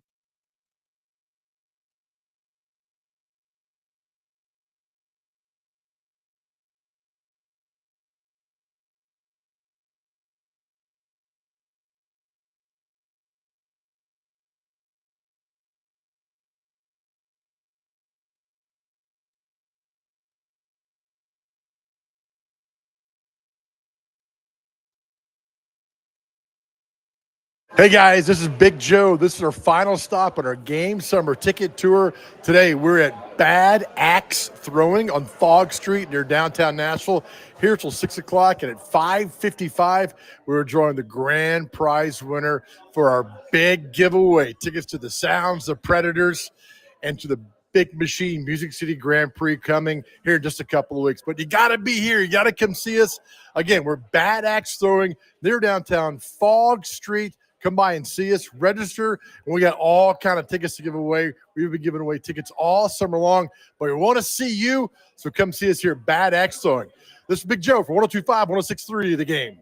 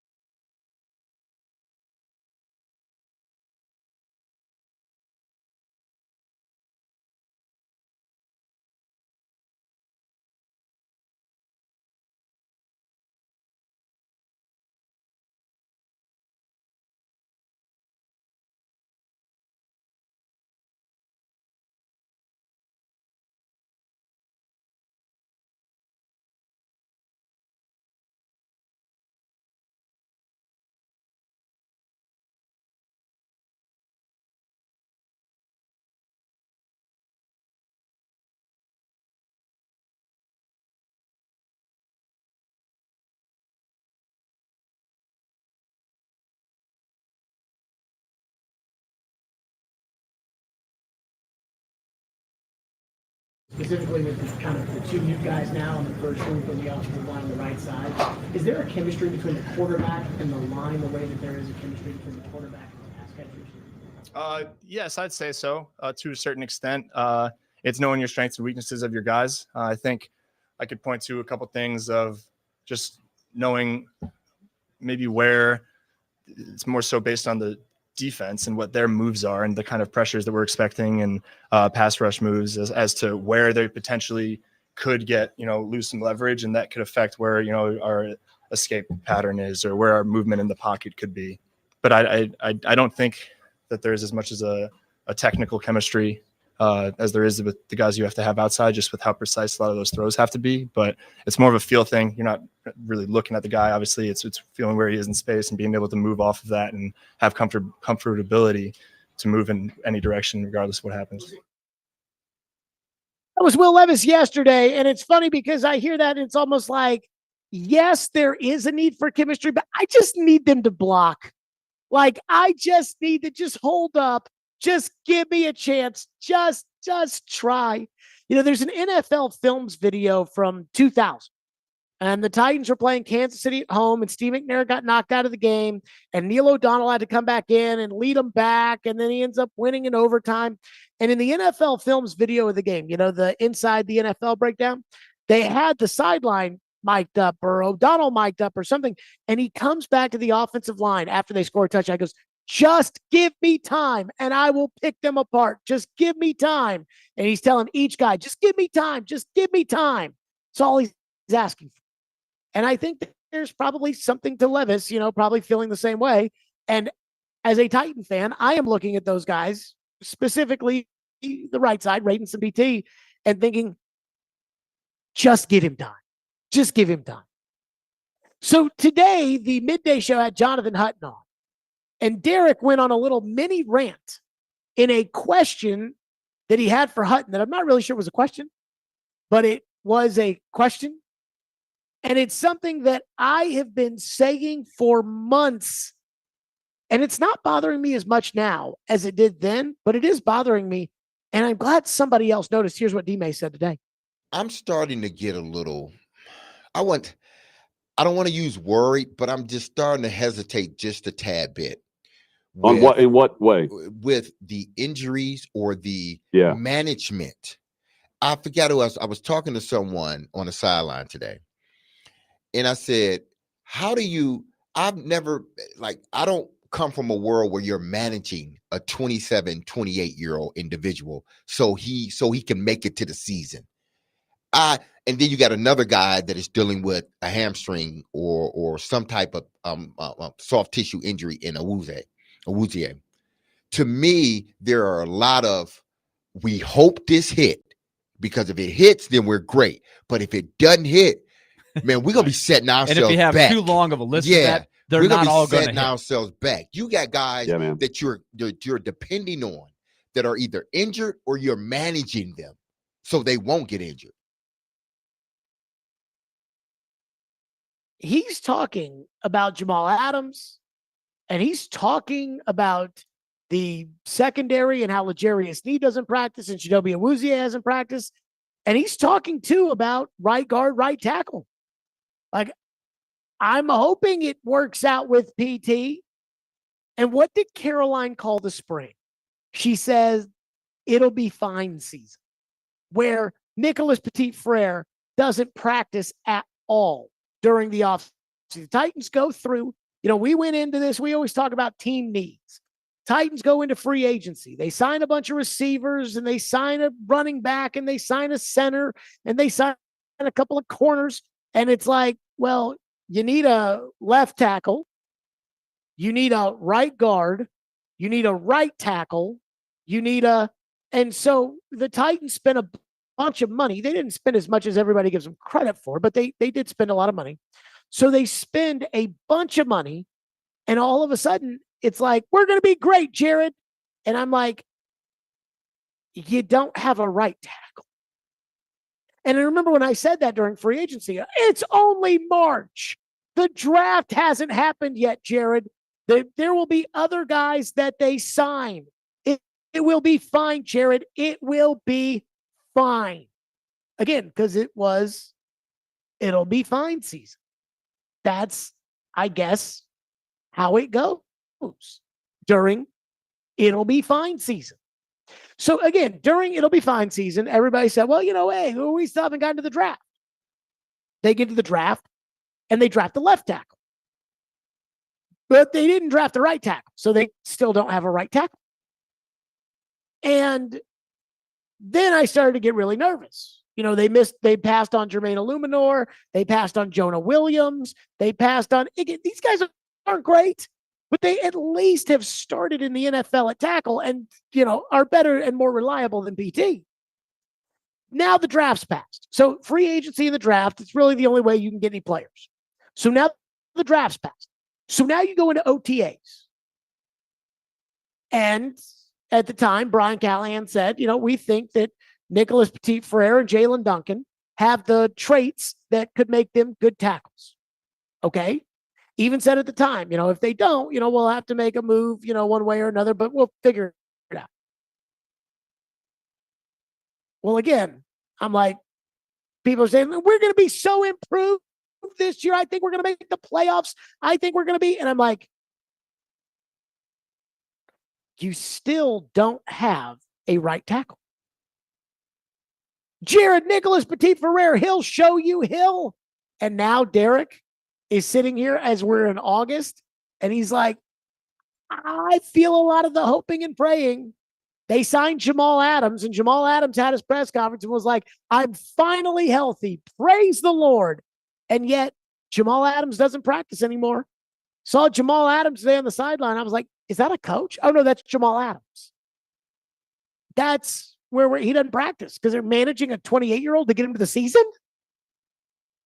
And that's the problem with it'll be fine season. And I said this at the time. I said it in March. I said it in May. I said it then in the spring. I go, you're not mad about it now because the season's far away, but don't come crying to me in week 6 when it's like, we don't have a right tackle. And as of right now, you have a right tackle if you hope and pray that you have a right tackle, as opposed to, actually having a right tackle. 615-737-1025. Texter says, Jared, how has J.C. Latham looked so far? I think J.C. Latham's looked fine. I think J.C. Latham has looked like if in any given year you had the 7th overall pick and used it on a left tackle, he's looked like that. Where there are still some mistakes that are made, and sometimes he gets beat. Got beat by Simmons 2 days ago, and it ended up being a quarterback pressure or sack or what have you. But he looks the part of a potential franchise left tackle. He's big, he's strong, he's athletic. He can sit down in the one-on-ones. I think that big picture, I think Latham will be fine. By the way, the same guy texted in at 8:22 this morning and said, how can the 49ers be running into the money issues? Hasn't Jared told them the cap is fake? The cap is fake. The money's not. And Brandon Ayuk wants 35. Apparently, Brandon Ayuk was offered the second highest contract outside of Justin Jefferson. So the highest outside of Justin Jefferson from the Patriots, and turned it down. So I think it's, hey, we know we're going to have to pay our quarterback $56 million a year next year. And we're already paying all these other guys. And so when it comes to Ayuk, they can keep him. And they've tried to extend him. He just wants too much money. And now he apparently doesn't want the Browns' money. And the Browns are spending more money on their team than the Niners. He doesn't want the Browns' money. He doesn't want the Patriots' money. Apparently, he only wants the Steelers' money, but he wants a significant amount of money when it comes to the Steelers. Mike says, I believe everybody in the Nashville media and the national media thinks that Levis will be replaced before the end of the year. I don't think anybody in the Nashville media thinks that Will Levis will be replaced by the end of the year. I certainly don't think Will Levis will be replaced by the end of the year. I think Will Levis is entering this year the same way Sam Howell entered last year with Washington. Now, Washington maybe treated it a little bit differently because in their case, when it came to the Commanders, they were selling the team and a new owner was buying it in the middle of the season. And I think everybody there knew that, hey, the new owner's going to come in. And then once the new owner officially takes possession of the team, he's going to fire the general manager and fire the coach. And he has since fired the general manager and fired the coach. And the team president is transitioning out and it's his operation. Well, people want to be able to pick their own quarterback as well. So when it came to a potential trade for a quarterback or signing a quarterback, something like that, it seems kind of like the edict from above was, no, we want to let the next regime pick the quarterback. But they had drafted Sam Howell the year before and said, no, Sam Howell's going to be our guy. And we had talked about them a lot when it came to the draft. If the Titans didn't go quarterback in 11, who else was going to go quarterback in that draft? And Washington and the Raiders and Atlanta. And there were a lot of teams that came up that ended up not going quarterback. So I say this because Sam Howell got a fair shake last year. And I thought for the most part, he was fine. Turned the ball over a little bit too much. But other than that, they didn't win, but it was almost like Sam Howell had to win or else they were going to end up in the position they were in and they were going to draft Jaden Daniels. And I feel like the Titans are kind of in a similar spot, which is Levis is going to get the chance this year. And if Levis does not work out well, if it does not go well, then next year they'll have a new quarterback. But I don't think you'll be seeing Mason Rudolph start for the Titans minus an injury this upcoming season. The national media, I don't know what the national media thinks. I would say for the most part, they're in a wait and see mode with Levis as well. My thing is this. If you can't block, you can't win. And if you can't block, you're setting the young quarterback up for failure. And I just hope the Titans understand that.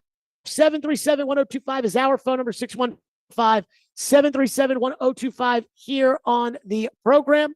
Stillman and Company, 1025, 1063 The Game.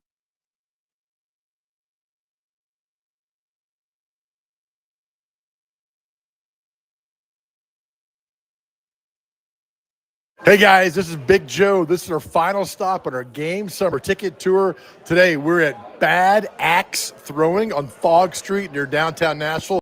Here till 6 o'clock, and at 5:55, we're drawing the grand prize winner for our big giveaway. Tickets to the Sounds, the Predators, and to the Big Machine Music City Grand Prix coming here in just a couple of weeks. But you got to be here. You got to come see us. Again, we're Bad Axe Throwing near downtown Fog Street. Come by and see us, register, and we got all kind of tickets to give away. We've been giving away tickets all summer long, but we want to see you, so come see us here at Bad Axe Throwing. This is Big Joe for 1025, 1063 The Game.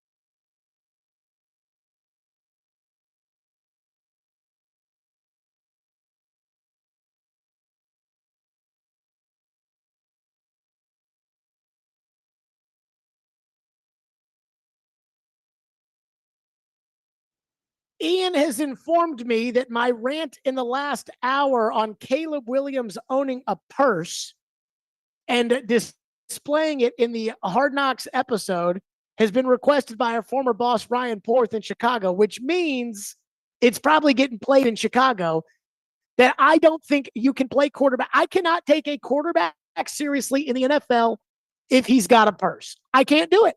I cannot take a quarterback seriously. Maybe Caleb Williams will drop, 400 yards on the Titans, but I cannot take it seriously. So, Ian, in case they play this in Chicago and I get canceled before tomorrow's show, okay, just know that it's been a great 9 years working with you. Same to you. So we are live out at First Horizon Park, and I want to read a text, and I want to talk about what's about to happen, all in the spirit of what today is. Today would be the GM Floyd Reese's 76th birthday. And if you're new to the show, then I'm sure you've probably picked up on it by now because I talk about him so much. But Floyd Reese, Titans Ring of Honor, which is their team Hall of Fame, general manager, franchise record for the most wins, was the general manager when they went to the Super Bowl. He was our co-host here. It's crazy to think that we were together for 4.5 football seasons. And this year will mark the 4th football season that we've done without him. And it's crazy how fast all this time flies and everything else. But a texter into the text line says, can you please just put the word good in front of right tackle every time you say that we don't have a right tackle? We did not have a single person on payroll that played right tackle when the GM made that comment to you. We now have several right tackles on payroll. Are they good? That can be debated. No, it cannot. John Ojukwu's already with the 3rd team and Jalen Duncan stinks. Whether we have a right tackle is not up for debate. It will help you have more respect from the community. Let me tell you the right tackle story. In 2015, I had joined the radio station fresh from Louisville, Kentucky. Floyd Reese had joined it fresh from his couch. And we started on, I think he started on like April 13th and I started April 20th. And about a week later, I wasn't even doing afternoons at the time, but George Plaster was on vacation. Willie Donick was with the Predators in Chicago. And I was doing the afternoon show with Floyd.